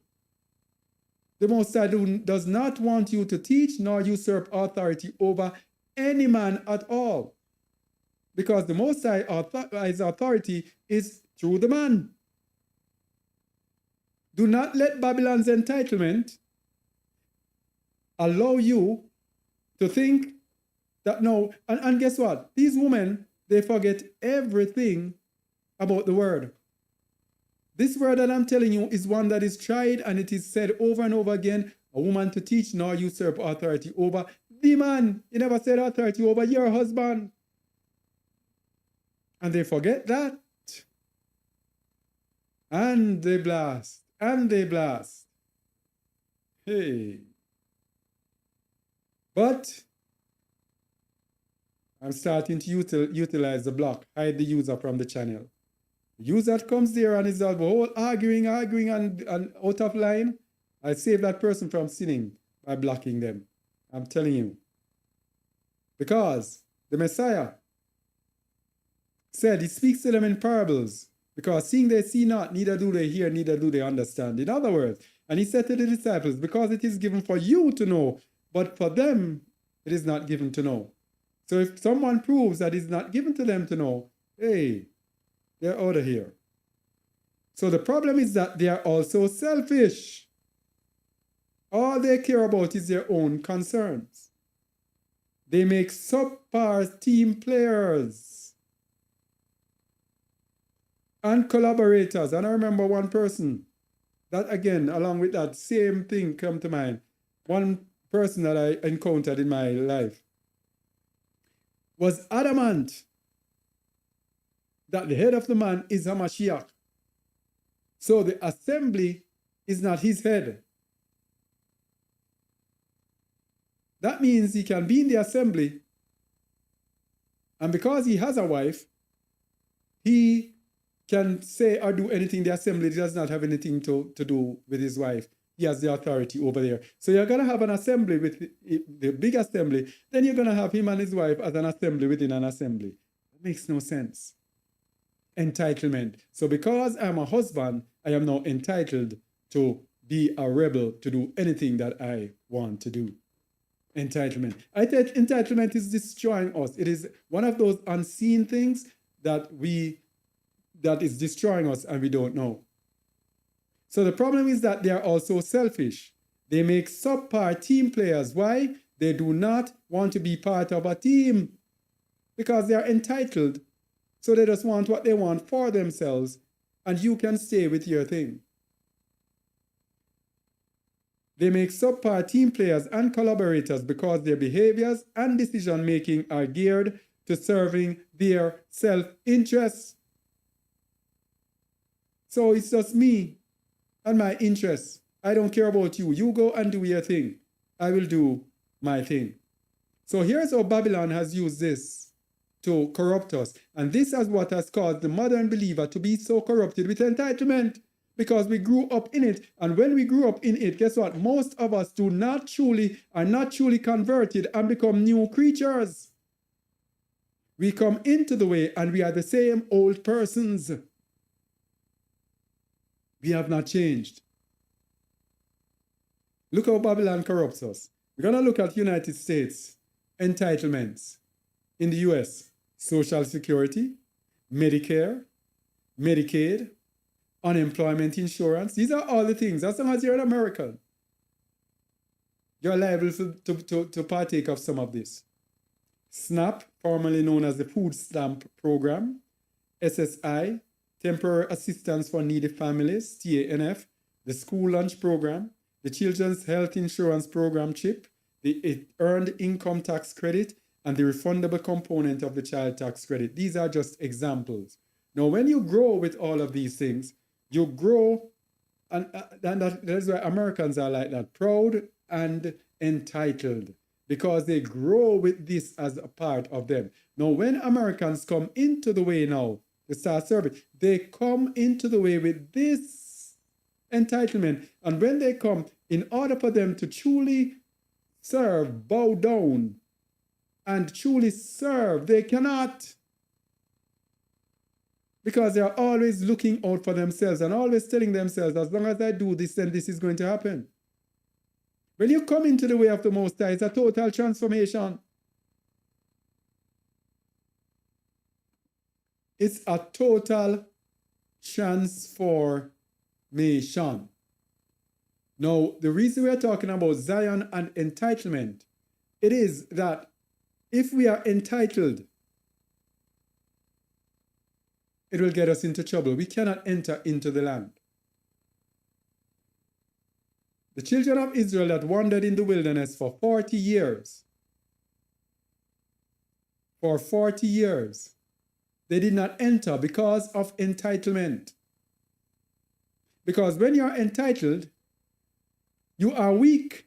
You cannot fight battles, spiritual battles. Your faith is weak. Because you are relying on something that you are to get. And if you don't see it, you get miserable and flustered. You got to understand, if you don't see it, you get miserable. And you cannot perform in the way of Yahuwah without true faith. So when the children of Israel, when Moses sent the 12 spies to spy out the land, and that is in Numbers 14, you can go and read it. We won't go through it today. When Moses sent the spies, 2 came back with a good report. 10 came back with a bad report because they're saying, oh, Moses, the men are so tall. They are the descendants of the Anakims. And when the rest of the people heard that, man, the people started grumbling and started murmuring and said, oh, you brought us here to kill us. What is this and this and... Because they felt that the Most High carried them through for 40 years. Now we are going into the land. It must be smooth sailing. I want you to listen to me and think. Now that it's time to go into the land, it must be smooth sailing. And because it is not smooth sailing, people start to grumble. And people start to doubt. And people start to think, hey, we shouldn't have left out of Egypt in the first place. Why did we go? Why did we do this? Why does he have this? Why do they carry us through the land? You know what? Probably we will not need to touch on this Numbers 14. But it's so long I never wanted to do it. Numbers 14. I just touch on it to understand what I am speaking about. The people do what? The people rebel.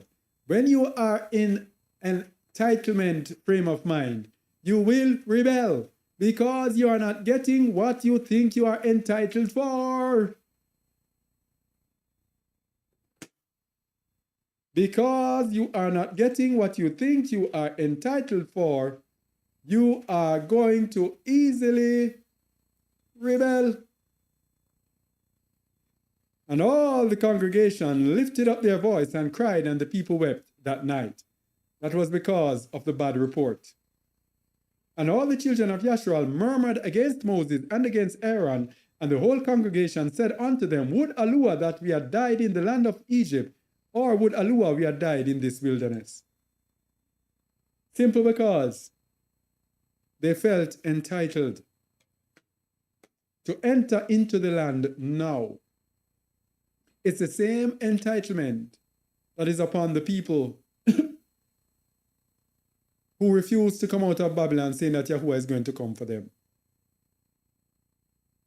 It's the same entitlement for people who refuse to flee out of the midst of Babylon, to seek out Zion, to seek out the land of Zion. Same entitlement. Sitting back, expecting everything to just come into their laps. But the Most High told you and showed us every step along the way is a struggle. So there's no way along the road that we must ever sit and think that we are entitled. Me, for one, I can tell you about myself. Never want to think that I am entitled. When things happen to me, I always say to myself, you don't deserve anything good. I have to keep reminding myself that. And it is the truth. Because when I remember, when I'm now preaching this word, when I'm now teaching this word, and I remember my evil life that I live. So what do I deserve? That is why I have to consider myself a slave to the Most High. Because I have no right to a comfortable life. I have no right to an easy life. When you get that in your head, people, it's the opposite of the Christian way that says, I'm a Christian, so I deserve to get this. When you have that in your mind, you'll become a better believer. You will not have the entitlement and you'll be able to walk in Yahuwah's ways. Not that I'm telling you that I'm walking in Yahuwah's ways, but you'll have a better opportunity or a better ability because you are not leaning on your own strength and you are not taking Yahuwah for granted. And all the children of Yashrael murmured against Moses and against Aaron, and the whole congregation said unto them, Would Allah that we had died in the land of Egypt, or would Allah we had died in the wilderness? It stayed with the leaders as well. So, for example, you say you've fled out of Babylon, and certain things happen and some things that happen. What are they going to do? They're going to blame. It's Chazak. He told us to leave. He told us to flee. Yeah? Entitlement. Not knowing that when you flee, that is where your own battle begins. Because he told us in the book of Ezekiel chapter 20, he's going to purge out from among you the rebels. He's going to plead with you face to face. You have your own battles. I can only bring the word. You have to fight your own battles. You have to make your own changes. I plead, the Most High pleads with you through me. And when he pleads with you through me, if you do not adjust and make adjustments, the Most High is going to act.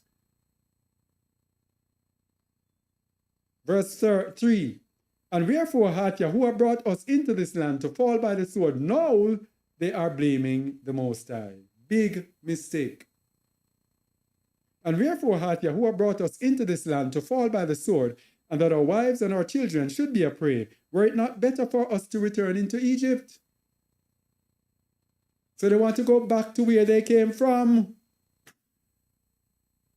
They want to go back where they came from. They have forgotten everything about leaving Egypt. They have forgotten everything about leaving Babylon. They want to go back because where? Back is more comfortable than here because entitlement. At least when I was there, I could do this. When I was there, I could do that. Entitlement.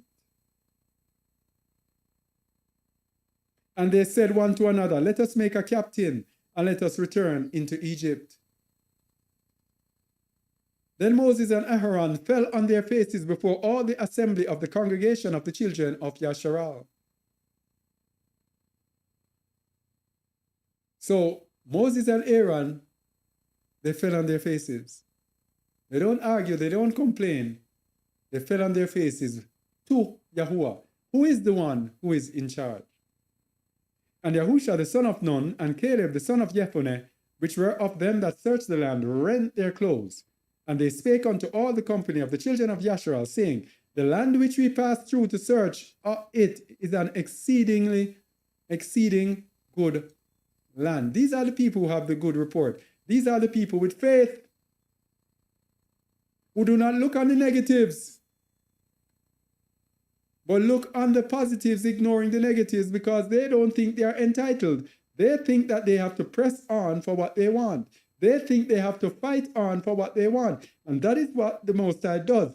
He made them fight all the way through. When they went into the land, what did Joshua have to do? Joshua still had to fight and clear out the Amalek, the Hittites, the Jebusites, the Perizzites, and the heights and the heights and the heights and the heights. Right to the very end, you have to fight to the very end. No entitlement gets you there. It's no sitting and relaxing and thinking that everything is going to just come in your lap. No, it's a fight.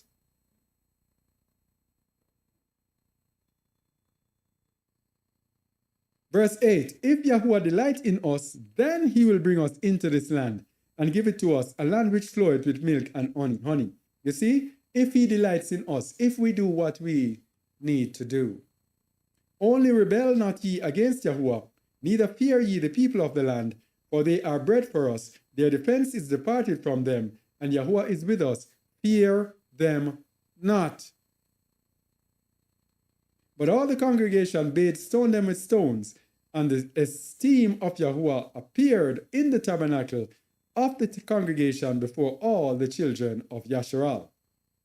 And Yahuwah said unto Moses, how long will this people provoke me? And how long will it be ere they believe me, for all the signs which I have shown them? I will smite them with the pestilence and disinherit them, and will make of thee a greater nation and mightier than they, and we know the rest of it, how it goes. Moses begged for them, but the Most High said, let's see the pronouncement. Verse 20, and Yahuwah said, I have pardoned according to thy word. But as truly as I live, saith Yahuwah, all the earth shall be filled with the splendor of Yahuwah, because all those men which have seen my splendor and my miracles, which I did in Mitzrayim and in the wilderness, and have tempted me now these 10 times, and have not hearkened to my voice, surely they shall not see the land which I swear unto their fathers, neither shall any of them that provoke me see it. But my servant Caleb, because he had another ruach with him, not the ruach of entitlement, he had another ruach, and hath followed me fully, him will I bring into the land wherein he went to possess it, and his seed shall possess it. Notice something here. All the men who have seen my miracles and heard my voice, These 10 times. So the Most High is merciful. He forgives. He avoids doing anything to them. But there comes a time when it's over. So do we know that the next time is our 10th time? We have to change from now. We have to stop this entitlement and strive, press towards the mark. The Most High said they will not enter into the land. So with our entitlement people and our spirit of entitlement, we will not enter into Zion. We cannot see Zion if we have entitlement. If we believe that just because we are going to get this because.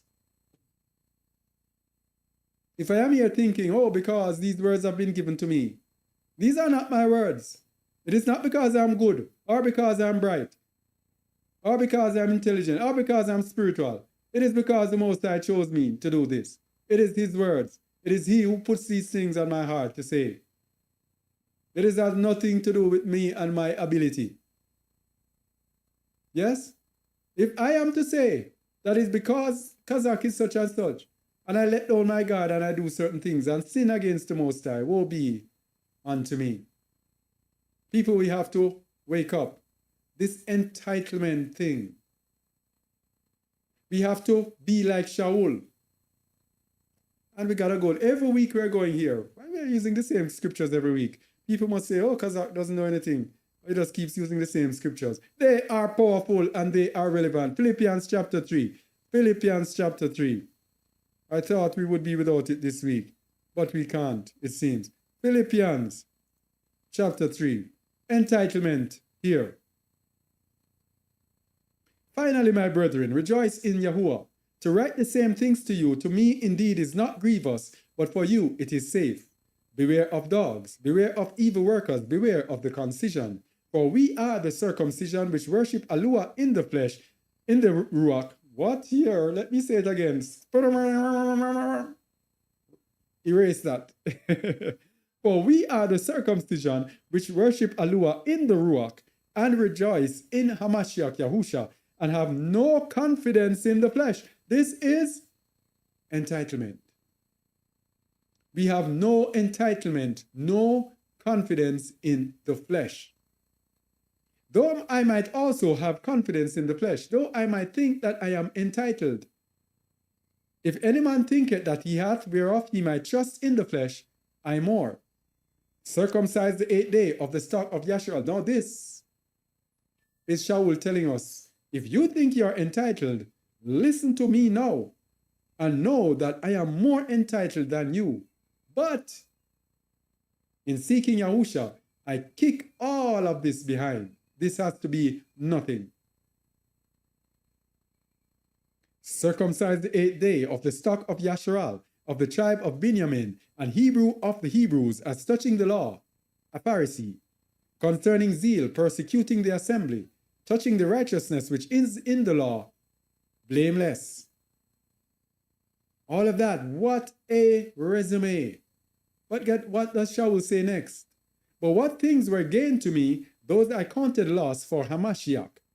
Yea, doubtless, and I count all things but loss for the excellency of the knowledge of Hamashiach Yahusha, my master, for whom I have suffered the loss of all things, and do count them but dung, that I may win Hamashiach, and be found in him, not having mine own righteousness, which is of the law, but that which is through the faith of Hamashiach, the righteousness which is of Alua by faith, that I may know him, and the power of his resurrection, and the fellowship of his sufferings, being made conformable unto his death, if by any means I may attain unto his resurrection. And here's what he does know. No entitlement. This is what he does. Verse 13. Brethren, I count myself not to have apprehended, but this one thing I do, forgetting those things which are behind. I'm not entitled to anything. Forget all those things. And reaching forth unto those things which are before. Zion is before. Babylon is behind. My life in that world, that was the past. No, I have to seek out Zion. I press toward the mark for the prize of the high calling of Alua in Hamashiach, Yahusha. That is what we do. Forget those things which are behind and reaching forth unto those things which are before. We press forward through Yahusha Hamashiach, who will lead us and guide us into Zion.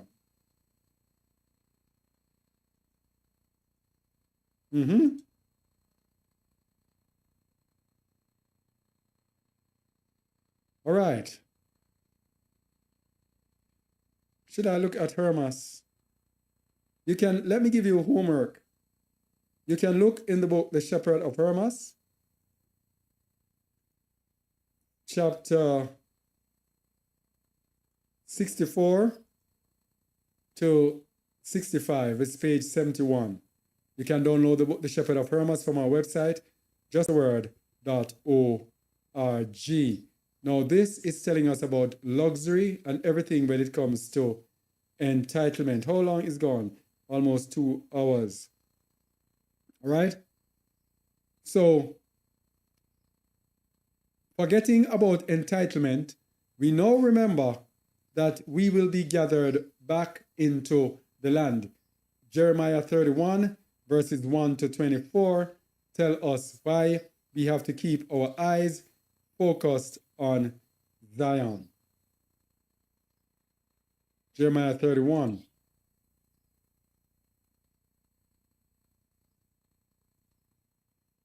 At the same time, saith Yahuwah, will I be the Elohim of all the families of Yasharal, and they shall be my people. Thus saith Yahuwah, the people which were left of the sword found favor in the wilderness, even Yasharal, when I went to cause him to rest. Yahuwah hath appeared of old unto me, saying, Yea, I have loved thee with an everlasting love. Therefore with loving kindness have I drawn thee. Again I will build thee, and thou shalt be built, O virgin of Yasharal. Thou shalt again be adorned with thy tabrets, and shalt go forth in the dances of them that make merry. Thou shalt yet plant vines upon the mountains of Samaria. The planters shall plant, and shall eat them as common things. This is our eyes on our land. This is what is promised for our land. This is our promise. This is our destination. This is what we should be focused on. For there shall be a day that the watchmen upon the Mount Ephraim shall cry, Arise ye, and let us go up to Zion, unto Yahuwah our Alua. For thus saith Yahuwah, Sing with gladness for Jacob, and shout among the chief of the nations. Publish ye, praise ye, and say, Yahuwah, O Yahuwah, save thy people, the remnant of Yasharal. How will he save us? Where will he save us? It is Zion, where our salvation is. Ask the way to Zion. Save thy people, the remnant, the remains of Yasharal. Behold, I will bring them from the north country, Babylon, and gather them from the coast of the earth, and with them the blind and the lame, the woman with child, and her that travaileth with child together. A great company shall return thither. Return where? To Zion. And how will he gather them? He will gather them through the ruach, through Yahusha Hamashiach, through Ruach HaKadosh.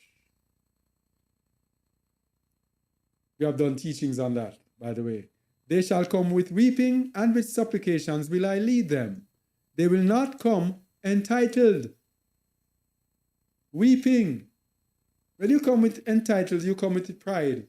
You stand up straight and say, Oh, Yahuwah, it's about time. It is about time that you brought me here. How long you promised that you're going to bring me here? And yeah, it's about time. This is nothing great. Because he promised a long time ago to bring me.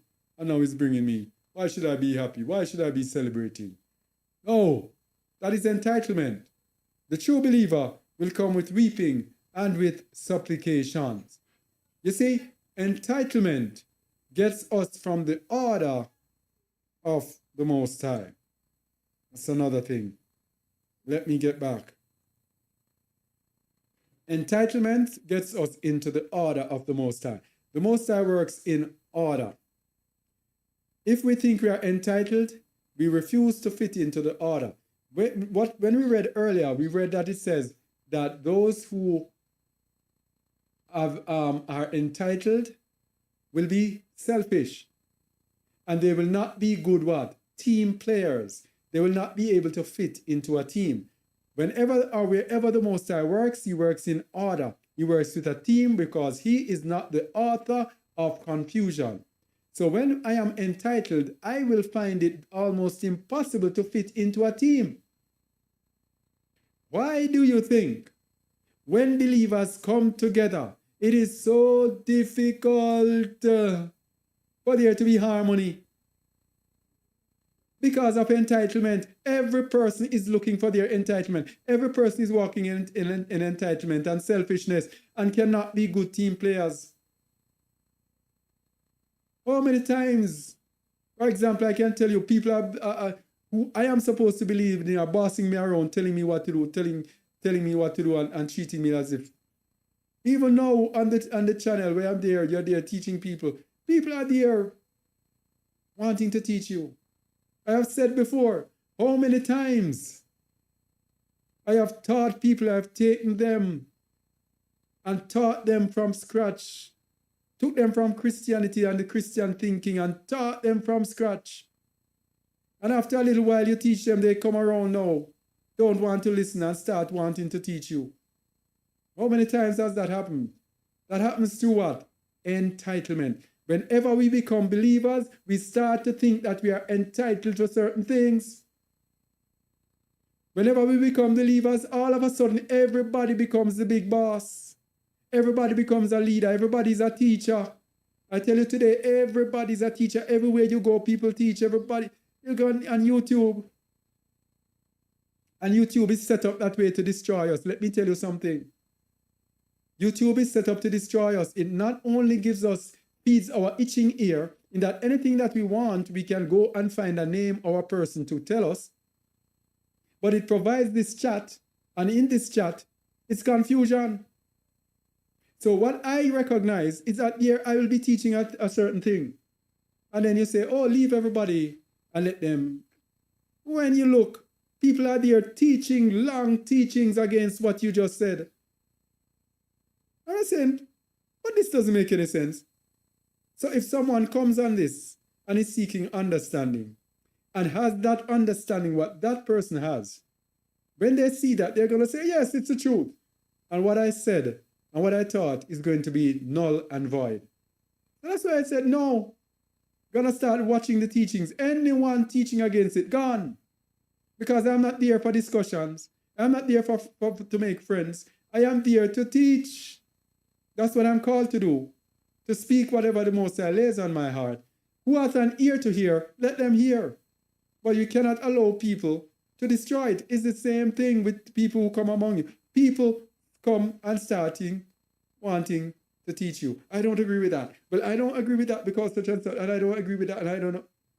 And these persons at the beginning, you taught them and gave them the foundation, and everything was sound. But when it comes against what they're believing, the entitlement in them makes them want to throw away whatever you want. And then there can be no order. That is why if you are gathered together, people, entitlement is something to look at. When you are gathered together and there is no peace, people who are entitled, people who feel they are entitled cannot be good team players. They are going to be selfish because they are only going to focus on themselves. And these people sometimes they will be kind physically, but when it comes to spiritual things, they only focus on themselves, what they believe in, what they want to believe in. So we will be gathered back into the land. This was a nice little piece here.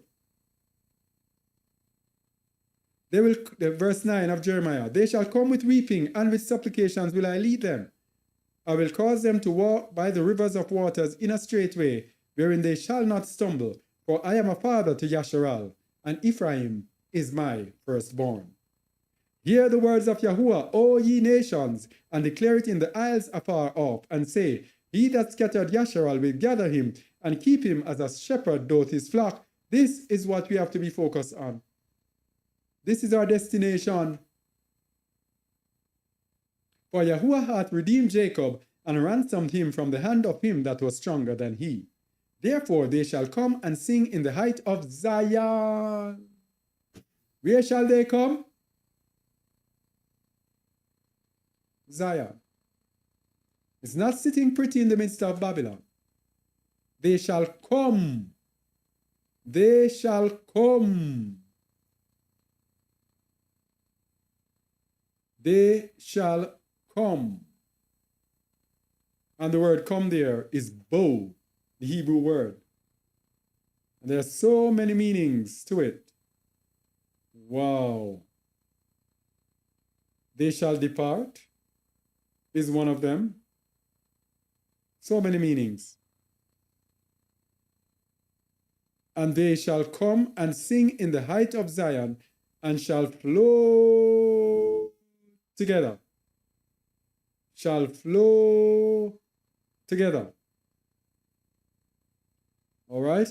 That flow together is from the be cheerful, hence from the sheen of a running stream, to the goodness of Yahuwah, for wheat and for wine and for oil, and for the young of the flock and of the herd. And their soul shall be as a watered garden, and they shall not be sorrowful any more at all. Then shall the virgin rejoice in the dance, both young men and old together. For I will turn their mourning into joy, and will comfort them, and make them rejoice from their sorrow. And I will satiate the soul of the priests with fatness, and my people shall be satisfied with my goodness, saith Yahuwah. All right, and you can read the rest of it, of course. So only a righteous remnant will return to Mount Zion. Only a righteous remnant shall return to Mount Zion. Don't let them fool you. All Israel shall be saved. It's only a righteous remnant. Verse 20, and it shall come to pass in that day that the remnant of Yasharal, and such as are escaped of the house of Jacob, as such as are escaped. The word escape there means an escaped portion. It's the Hebrew word pelete, deliverance, an escaped portion. So a portion that has escaped. So escape doesn't imply anything of the Most High coming for you. It implies of something that you yourself do voluntarily. And such as are escaped of the house of Jacob shall no more again stay upon him that smote them, but shall stay upon Yahuwah, the Holy One of Yasharal, in truth. The remnant shall return, even the remnant of Jacob, unto the mighty Elohim. The remnant shall return. Oh boy, this word return has too many meanings. For though thy people Yasharal be as the sand of the sea, yet a remnant of them shall return. The consumption decreed shall overflow with righteousness. For Yahuwah Alua of Sabaoth shall make a consumption, even determined in the midst of the land.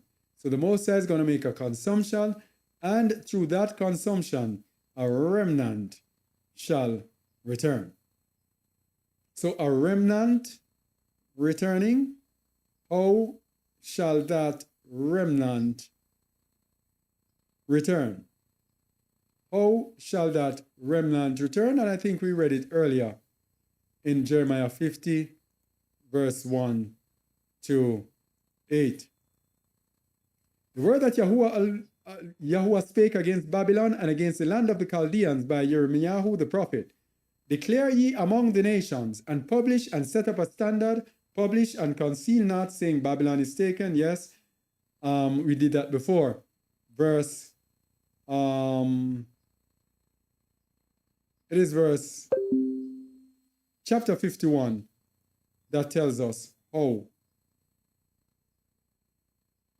Verse 5, for Yasharal hath not been forsaken, nor Judah of his allure of Yahuwah Sabaoth, though their land was filled with sin against the Holy One of Yasharal.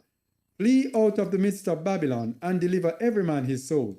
Be not cut off in her iniquity, for this is the time of Yahuwah's vengeance. He will render unto her a recompense. That is how we seek to return unto Zion. You can read the other verses for yourselves, because I'm looking at the time and what I have left. All right? So we cannot enter Zion, though, without the Torah and the faith of Yahusha. Revelation 14:12. Here is the patience of the saints. Here are they that keep the commandments of Allah and the faith of Yahusha. That is where we need to be. So fleeing out of the midst of Babylon without attaining or seeking to attain unto this, we are going to be in serious problems. We cannot enter Zion again without patience. So entitlement is the opposite of patience. When we are entitled, we are going to urgently, impatiently want whatever we think we are entitled to come through right now. That is why the children of Yasharal, when they were to go, when they came with the bad report, they got impatient and said, let us get somebody to get us back into Egypt. Come, let's go. Impatience. But what did the patient ones say? Joshua and Caleb, we can take on these people. If Yahuwah, we find favor with Yahuwah, Yahuwah will let us go in. Yes?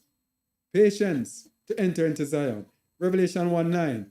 I, Yahukanan, who also am your brother and companion in tribulation and in the kingdom and patience of Yahushua HaMashiach, was in the isle that is called Patmos for the word of Allah and for the testimony of Yahushua HaMashiach.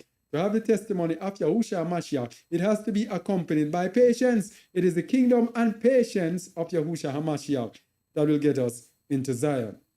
So we must persevere with patience. Hebrews 12, verses 1 to 2. Faith and patience, two important ingredients. Hebrews 12, verses 1 to 2. Wherefore, seeing we also are compassed about with so great a cloud of witnesses, let us lay aside every weight and the sin which so easily beset us, and let us run with patience the race that is set before us. Looking unto Yahusha, the author and finisher of our faith, who for the joy that was set before him endured the stake, despising the shame, and is set down at the right hand of the throne of Allah. This is patience.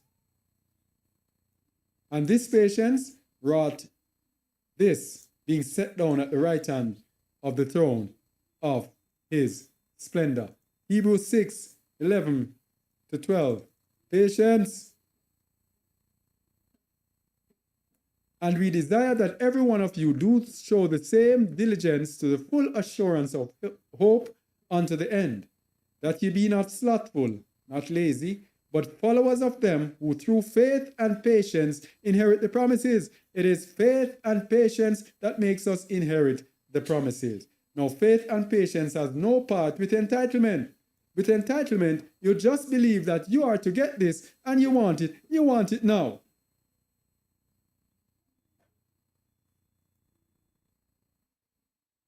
Luke 21, verses 17 to 19. I want it now.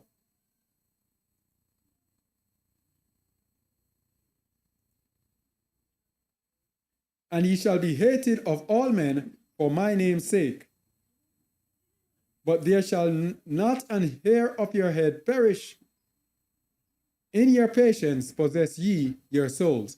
So our souls are possessed through patience. It is our patience that's going to possess our own souls. So faith and patience, the Most High will provide for us, but we have to do our part in standing in faith and patience for everything to go through. So for our way to Zion, faith and patience, the two currencies. So that our hope that we cannot see must be in Zion.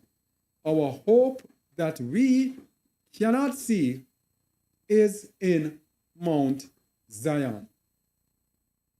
For we are saved by hope, but hope that is seen is not hope. For what a man seeth, why doth he yet hope for? This is entitlement. Entitlement is at least you actually see something and you look forward to it. You might not physically see it, but you say, hey, I'm entitled to that. So for example, like Zion. I am entitled to Zion. The Most High said he's going to carry me to Zion. Carry me to Zion. So I'm going to go to Zion. I believe him. That is not really faith and patience and hope together. But if we hope for what we see not, then do we with patience wait for it. So we patiently wait for it, but patiently waiting for it means that we have to do what the Most High says we should do for it. So the Most High says that for us to attain unto the hope, we have to remove out of Babylon. We have to flee out of Babylon. We have to go out of Babylon. What are we going to do? So we must ensure that we are not corrupted along the way. Many of us, when we hear the word of truth, we we show some form of righteousness. But as time goes along, things happen and we get corrupted along the way. So in seeking out Zion, we have to be pure and incorrupted, or uncorrupted, or non. What's the opposite? I don't know. Incorruptible. We have to make sure that we ourselves are incorruptible. We do not fall back into corruption. 1 Corinthians 9:24. Know ye not that they which run in a race run all, but one receive the prize? So run that ye may obtain. And every man that striveth for the mastery is temperate in all things. No, they do it to obtain a corruptible crown, but we an incorruptible. I therefore so run, not as uncertainly, so fight I not as one that beateth the air, but I keep under my body, and bring it into subjection, lest that by any means, when I have preached to others, I myself should be a castaway. So I do not lean in entitlement. I press on, and I keep everything, my body, under subjection, that my body cannot rise up and demand anything, but my body remains the body of a servant. And in remaining the body of a servant, that is how we can attain unto the promises. And most importantly, we must not harden our hearts. We're showing you the way to Zion without entitlement. Okay? So, if we forget Zion, because I have to be going through, you see the verses, you'll have to read them for yourself. It's going to be too long. If we forget Zion, we become hopeless. And we read part of this Isaiah 65 when we spoke about in Isaiah 65:11. We did this already. When we spoke about forgetting his holy mountain. Let me just put the picture on it so you can see it and know and understand exactly what it's talking about. All right, that is what it's talking about, forgetting his holy mountain. We will become hopeless. And we read already how we would be destroyed. All right? So, entitlement keeps us away from the kingdom, keeps us out of the kingdom, puts us into destruction, makes us unable to be team players, and without being able to be a team player, you have no salvation. Without being able to be if you are a selfish person, a standalone person, you only can operate on your own. You cannot unite with people. You cannot have synergy with people. You cannot have harmony with people. Where are you going? Because we are supposed to be led by ruach HaKadosh. Ruach HaKadosh is ruach amat, that should be in us. And Hamashiach said in John verse 17 that they all may be one. This is the aim that we should have. When we have entitlement, we cannot attain unto this. Look at this. We cannot attain unto this if we have entitlement. A reminder, if you have any questions, please put them in the chat and we'll see if we can answer them. Neither pray I for these alone, but for them also which shall believe on me through their word, that they all may be one. You see it? Before we even go any further, if you cannot be one, if you are put together to assemble together with people and you cannot be one with them, dog, name your supper. And that means, what does that mean in English? You're done. You have no hope. Yes? You have to be able to be one. That they all may be one, as thou, Father, art in me, and I in thee, that they also may be one in us, that the world may believe that thou hast sent me. So this one is ruach HaKadosh. If you come together and you cannot be one with people, that means another ruach is leading you. Another ruach must be leading people for there not to be harmony. Because with ruach HaKadosh, all will be one in Yahusha and in Yahuwah. Verse 23 says, I in them, and thou in me, that they may be made perfect in one. So if you come together and you cannot be one together, something is wrong. It might be the ruach of entitlement that is causing all of this. This ruach, hey. And so that is why we have to be sold out as believers. We have to accept that there is nothing that we deserve. There is nothing that is there for us that we have to have, that we are entitled to, but that we have to press toward the mark of the high calling. And we have to shed everything from us. Eh? And what does it say about Christianity? Who's telling you, all you have to do is do this. And the Hebrew Israelites, all you have to do is do that. No, it's the way. It's a way of righteousness, a way of perfection. All right? So let's recap with Psalm 15. I'll just read it. Those who will enter Zion. This is the end of this, I think. Psalms 15. A psalm of David. Yahuwah, who shall abide in thy tabernacle? Who shall dwell in thy holy hill? Who shall dwell in Zion? He that walketh uprightly, and worketh righteousness, and speaketh the truth in his heart. He that backbiteth not with his tongue, nor doeth evil to his neighbor, nor taketh up a reproach against his neighbor, in whose eyes a vile person is contemned, but he honoureth them that fear Yahuwah. He that sweareth to his own hurt, and changeth not, doesn't think that he's entitled to anything. He that putteth not out his money to usury, nor taketh reward against the innocent. He that doeth these things shall never be moved. Look at this. He that putteth not out his money to usury. Isn't that those who seek interest rates? Hey. Think about that. Hey. Who putteth not out his money to usury? Oh, I say cause, charge, fasten, frame, occupy, ordain. So it's charge, but I don't know if it's the other part. Put it not out can mean charge, but I don't know if the other part, receiving usury, is another part to it. But anyway, entitlement.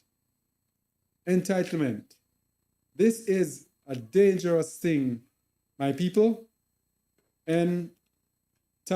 Thinking that we deserve anything at all. Let me get to the definition again that we are using. The belief that one is inherently deserving of privileges or special treatment. If we believe that, we will not be able to be like true believers. We will not be able to deny self. If any man come after me, let him deny himself. Entitlement is the opposite of denying self. Entitlement is thinking that self deserves this. Denying self is an acceptance that I have nothing to look forward to except the kingdom. Let me go to denying self. Matthew 16:24, the opposite of entitlement. And many people do not realize that they had not denied self. That they had not denied self simply because they think they are entitled. Then said Yahushua unto his disciples, if any man will come after me, let him deny himself and take up his stake and follow me. So denying self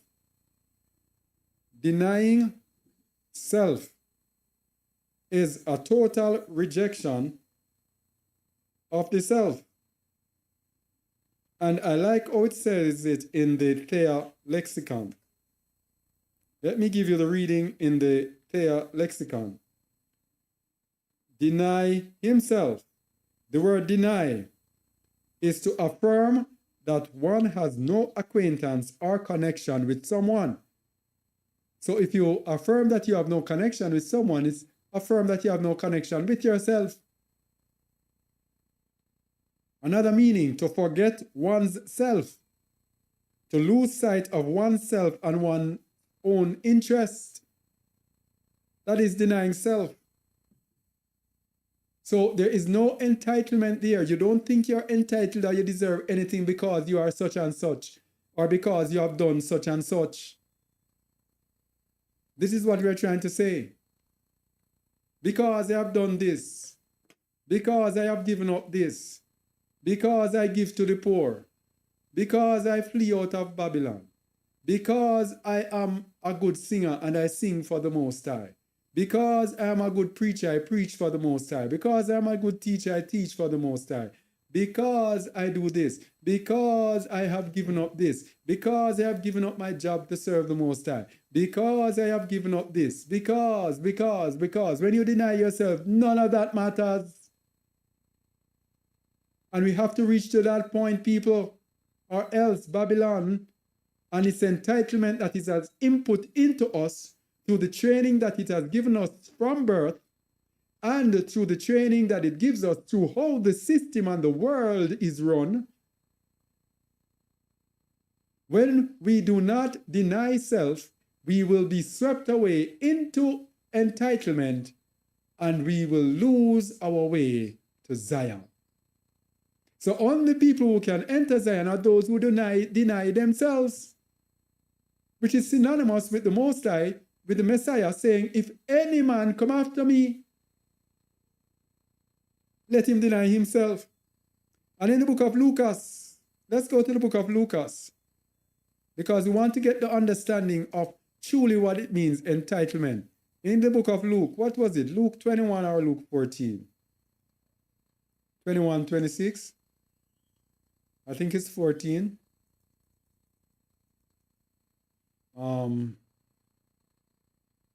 Let me see. Yes. And there went, verse 25, and there went great multitudes with him, and he turned and said unto them, if any man come to me, and hate not his father and mother and wife and children and brethren and sisters, yea, and his own life also, he cannot be my disciple. And whosoever doth not bear his stake, and come after me, cannot be my disciple. If you're entitled and you're just looking around for some nice things, for things that make you feel good, cannot be his disciple. Yes? So likewise, verse 33, whosoever he be of you that forsaketh not all that he hath, he cannot be my disciple. So forsaking all you have is a rejection of entitlement. Even what you have, your rejection of entitlement is not even only with what you think you might get, but also what you literally have, you reject. This is how you overcome entitlement. This is how you enter the kingdom, my people. So I thank you. I thank you. I thank you. Let me go over and see if there is any questions. If there are any questions on YouTube.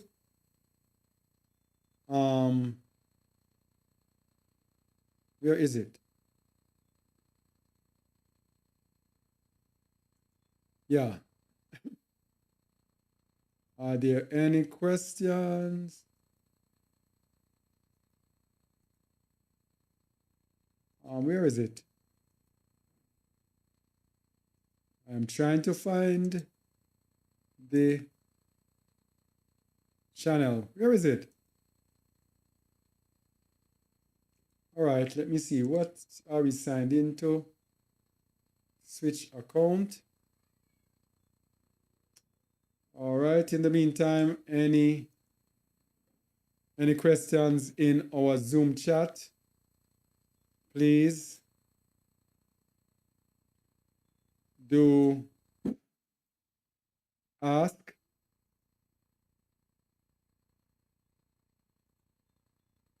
All right. All right, in the meantime, all right, let me run down this thingy here.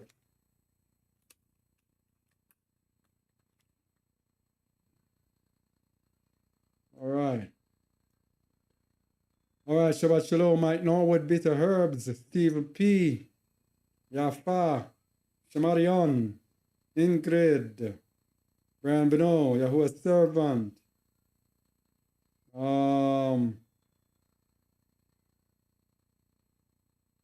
The main leaders are the same people we can't talk about, the same people who say they are but are not.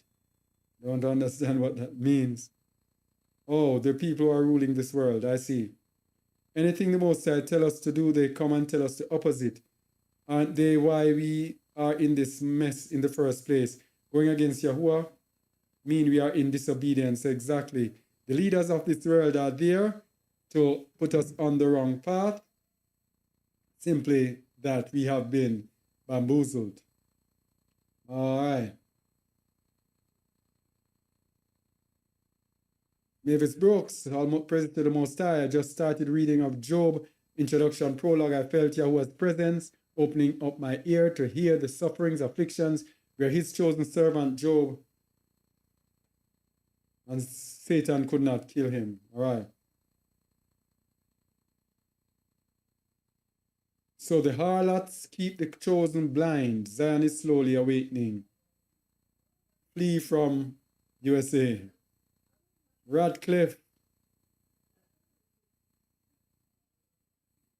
All right.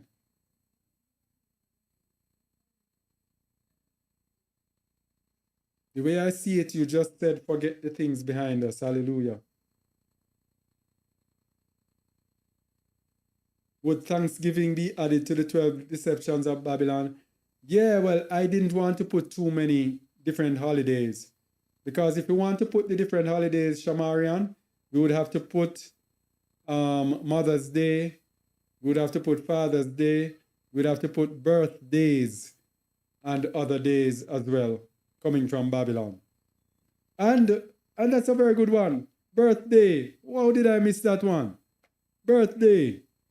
What greater entitlement can we have than birthday? What a thing that Satan gave us. And the Satanic Church said that that is the greatest day because that is the day when we make ourselves an idol. That is what it is with entitlement. Entitlement makes you into an idol because you focus so much on that which you think you are entitled for You focus so much on what you are to get, then the focus now starts to move from Yahuwah to you. So birthdays is that day when you make yourself an idol, the day when that you know, even people even start calling it my day.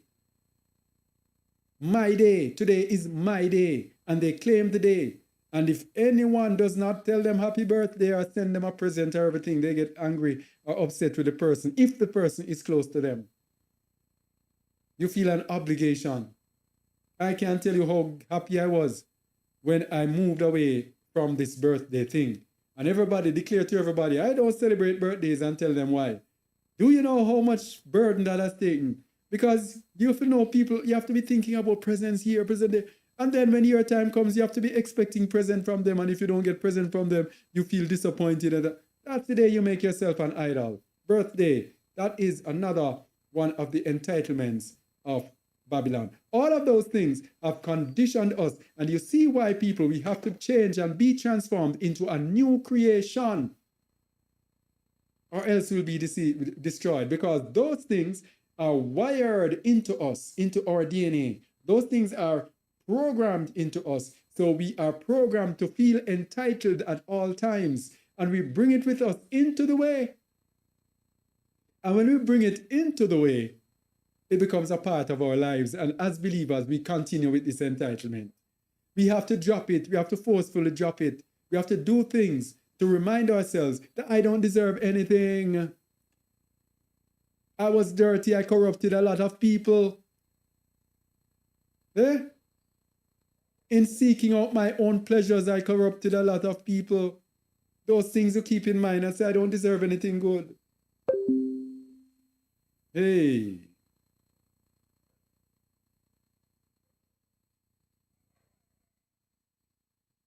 All right, Mavis book's talking about Job.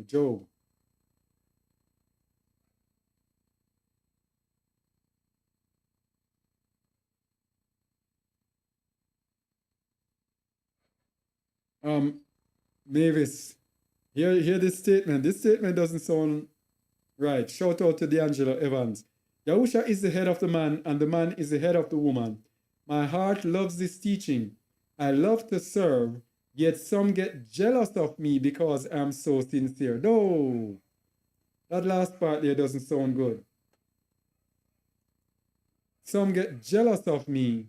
That sounds so selfie and so prideful. I am so sincere. Let others be the judge. Do not say good of yourself.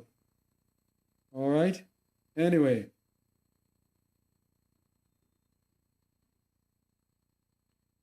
FDSA said, respectfully, Social Security, SNAP, etc. are not entitlements. Your birth certificate is a stock bond, and it's what they draw that money off of. It's your own money that the government trades and gain interest. Okay? Well, that's a more technical thing. Okay? All right. D'Angelo Evans, you're sure right about that. Everything in this life is a struggle. Sometimes you want to give up, but through the power of the Most High, I keep pushing forward. All right. Wayne Menzi, shalom.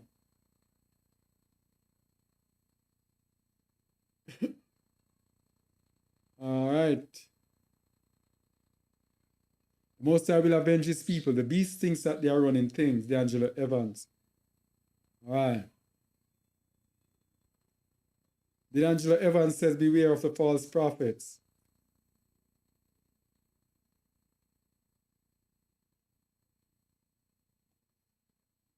All right, but is there a difference between Elohim and Alua? There is really no difference between Elohim and Alua. We have a video. Why do you say Alua? Let me share this with you. That will explain it.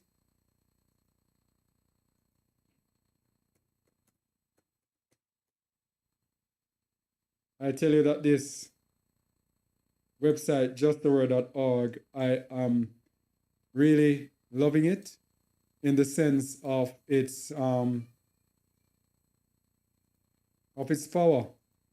in answering all the questions, most of the questions that we may have. All right, so here it is. Difference between why do you say Eloah, not Elohim? Can get that from the website. All right. Our risen King is here. Shalom, shalom. Have faith in the Most High. Be patient in life. Don't get blinded by what people have. Steve P says, thank you for explaining entitlements in a scriptural way. Thank you for this teaching. Eliana, nice to have you, to see you. All right. Thank you for the lesson today. Shalom, shalom. I just want to ask you all to please do share our teachings, especially our short teaching channel. Let me give you the address. I'm going to give you the address.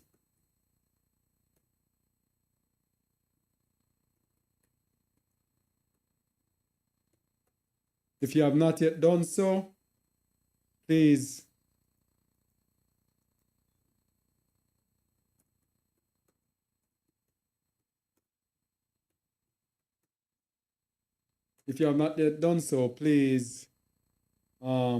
subscribe. Let me make sure it's the right page. Yeah. So let me go inside the Zoom and see what's happening there. All right, shalom, shalom, family. Oh, the chat is not so busy today. So people who receive government assistance are in error? No, not in error. That's Babylon's system.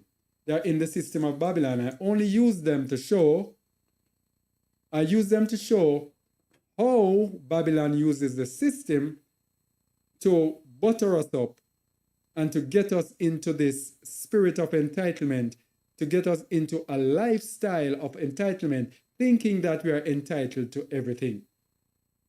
Yes, that's what I use it for. So if you are getting government assistance, that's not wrong.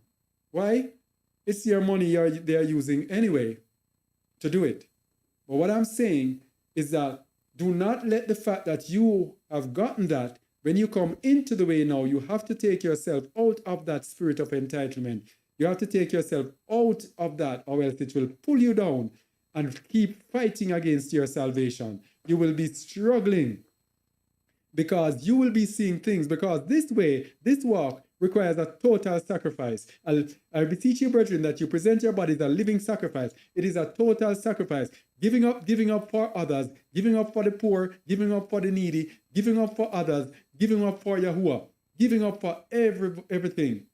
But when you are entitled, you are unwilling to give up because you are there waiting on your thing and your whole focus is on your thing.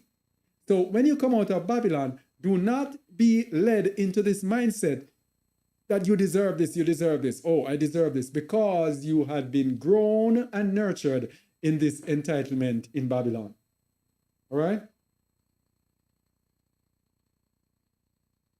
She has said, I have learned from you that only men can be disciples.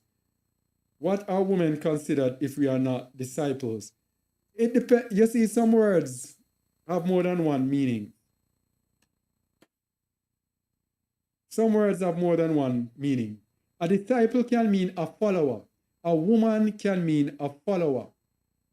But as to the central core of Yahusha's kingdom, it is men.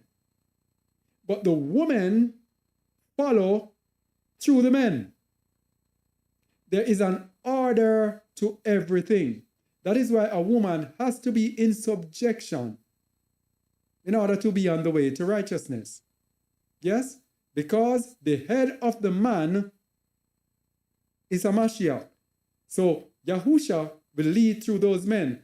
But the head of the woman is the man. So the woman is a disciple to her subjection, to the men who are in subjection, to Yahusha. So I hope that explains it.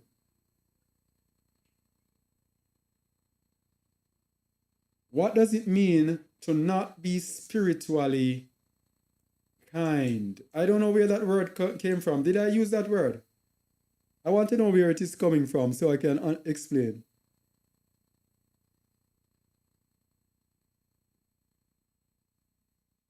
Yeah.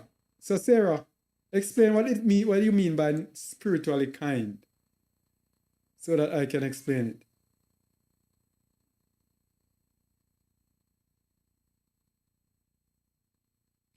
In the meantime, let me go back on YouTube to see if there are any other comments.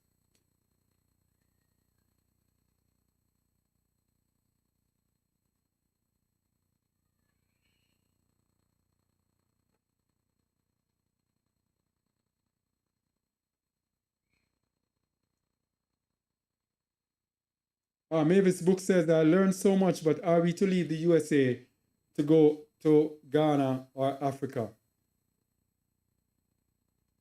They shall ask their way to Zion. So my charge to you is to ask your way to Zion. Now,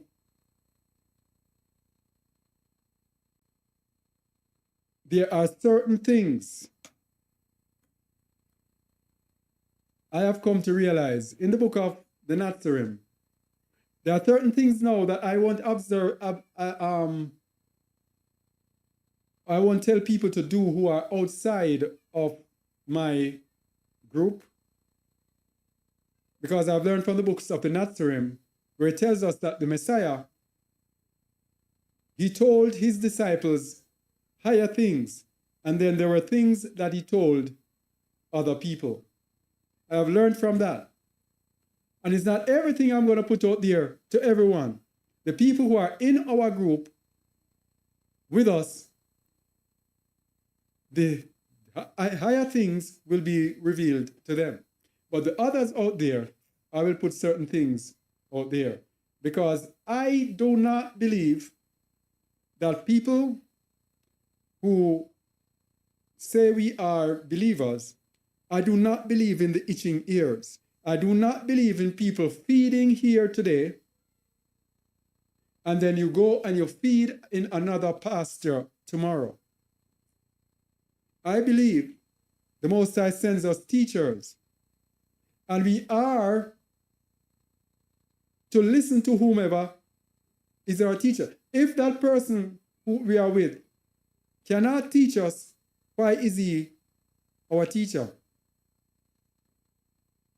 So if persons are in my group, our group, if persons are in our group, then certain questions I will answer. I cannot answer certain questions out there because I do not know where you are, who is your teacher, who is your leader, to know I be here now telling you you're with someone else, being led by someone else, and I be telling you something contrary. That's confusion. Okay? So ask your way to Zion. Eliana said, I have stayed in truth. I have stayed in truth. That's such a broad thing. The truth, I don't know what you call truth. I am the way, the truth, and the life, right?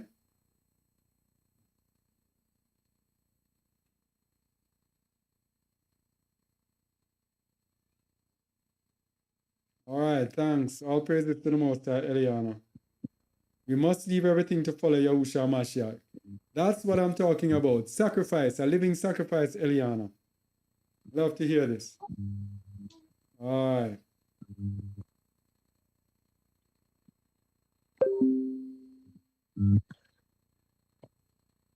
All right. So let me see if Sarah has rephrased the question in the meantime.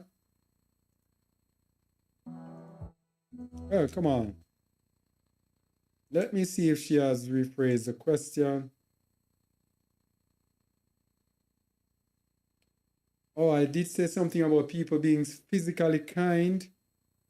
but not spiritually. I don't remember at all. Physically kind, but not spiritually. I don't even remember. And sometimes, most of the times when I speak, when I listen to it again, I didn't even remember that I said that. Physically kind, but not spiritually. I don't know. Don't want to say anything. Yeah, maybe another time it will come up, Sarah, and I'll be able to answer. All right, so thank you all for, what is this? I'm on the wrong page. Spiritually, I don't know. All right.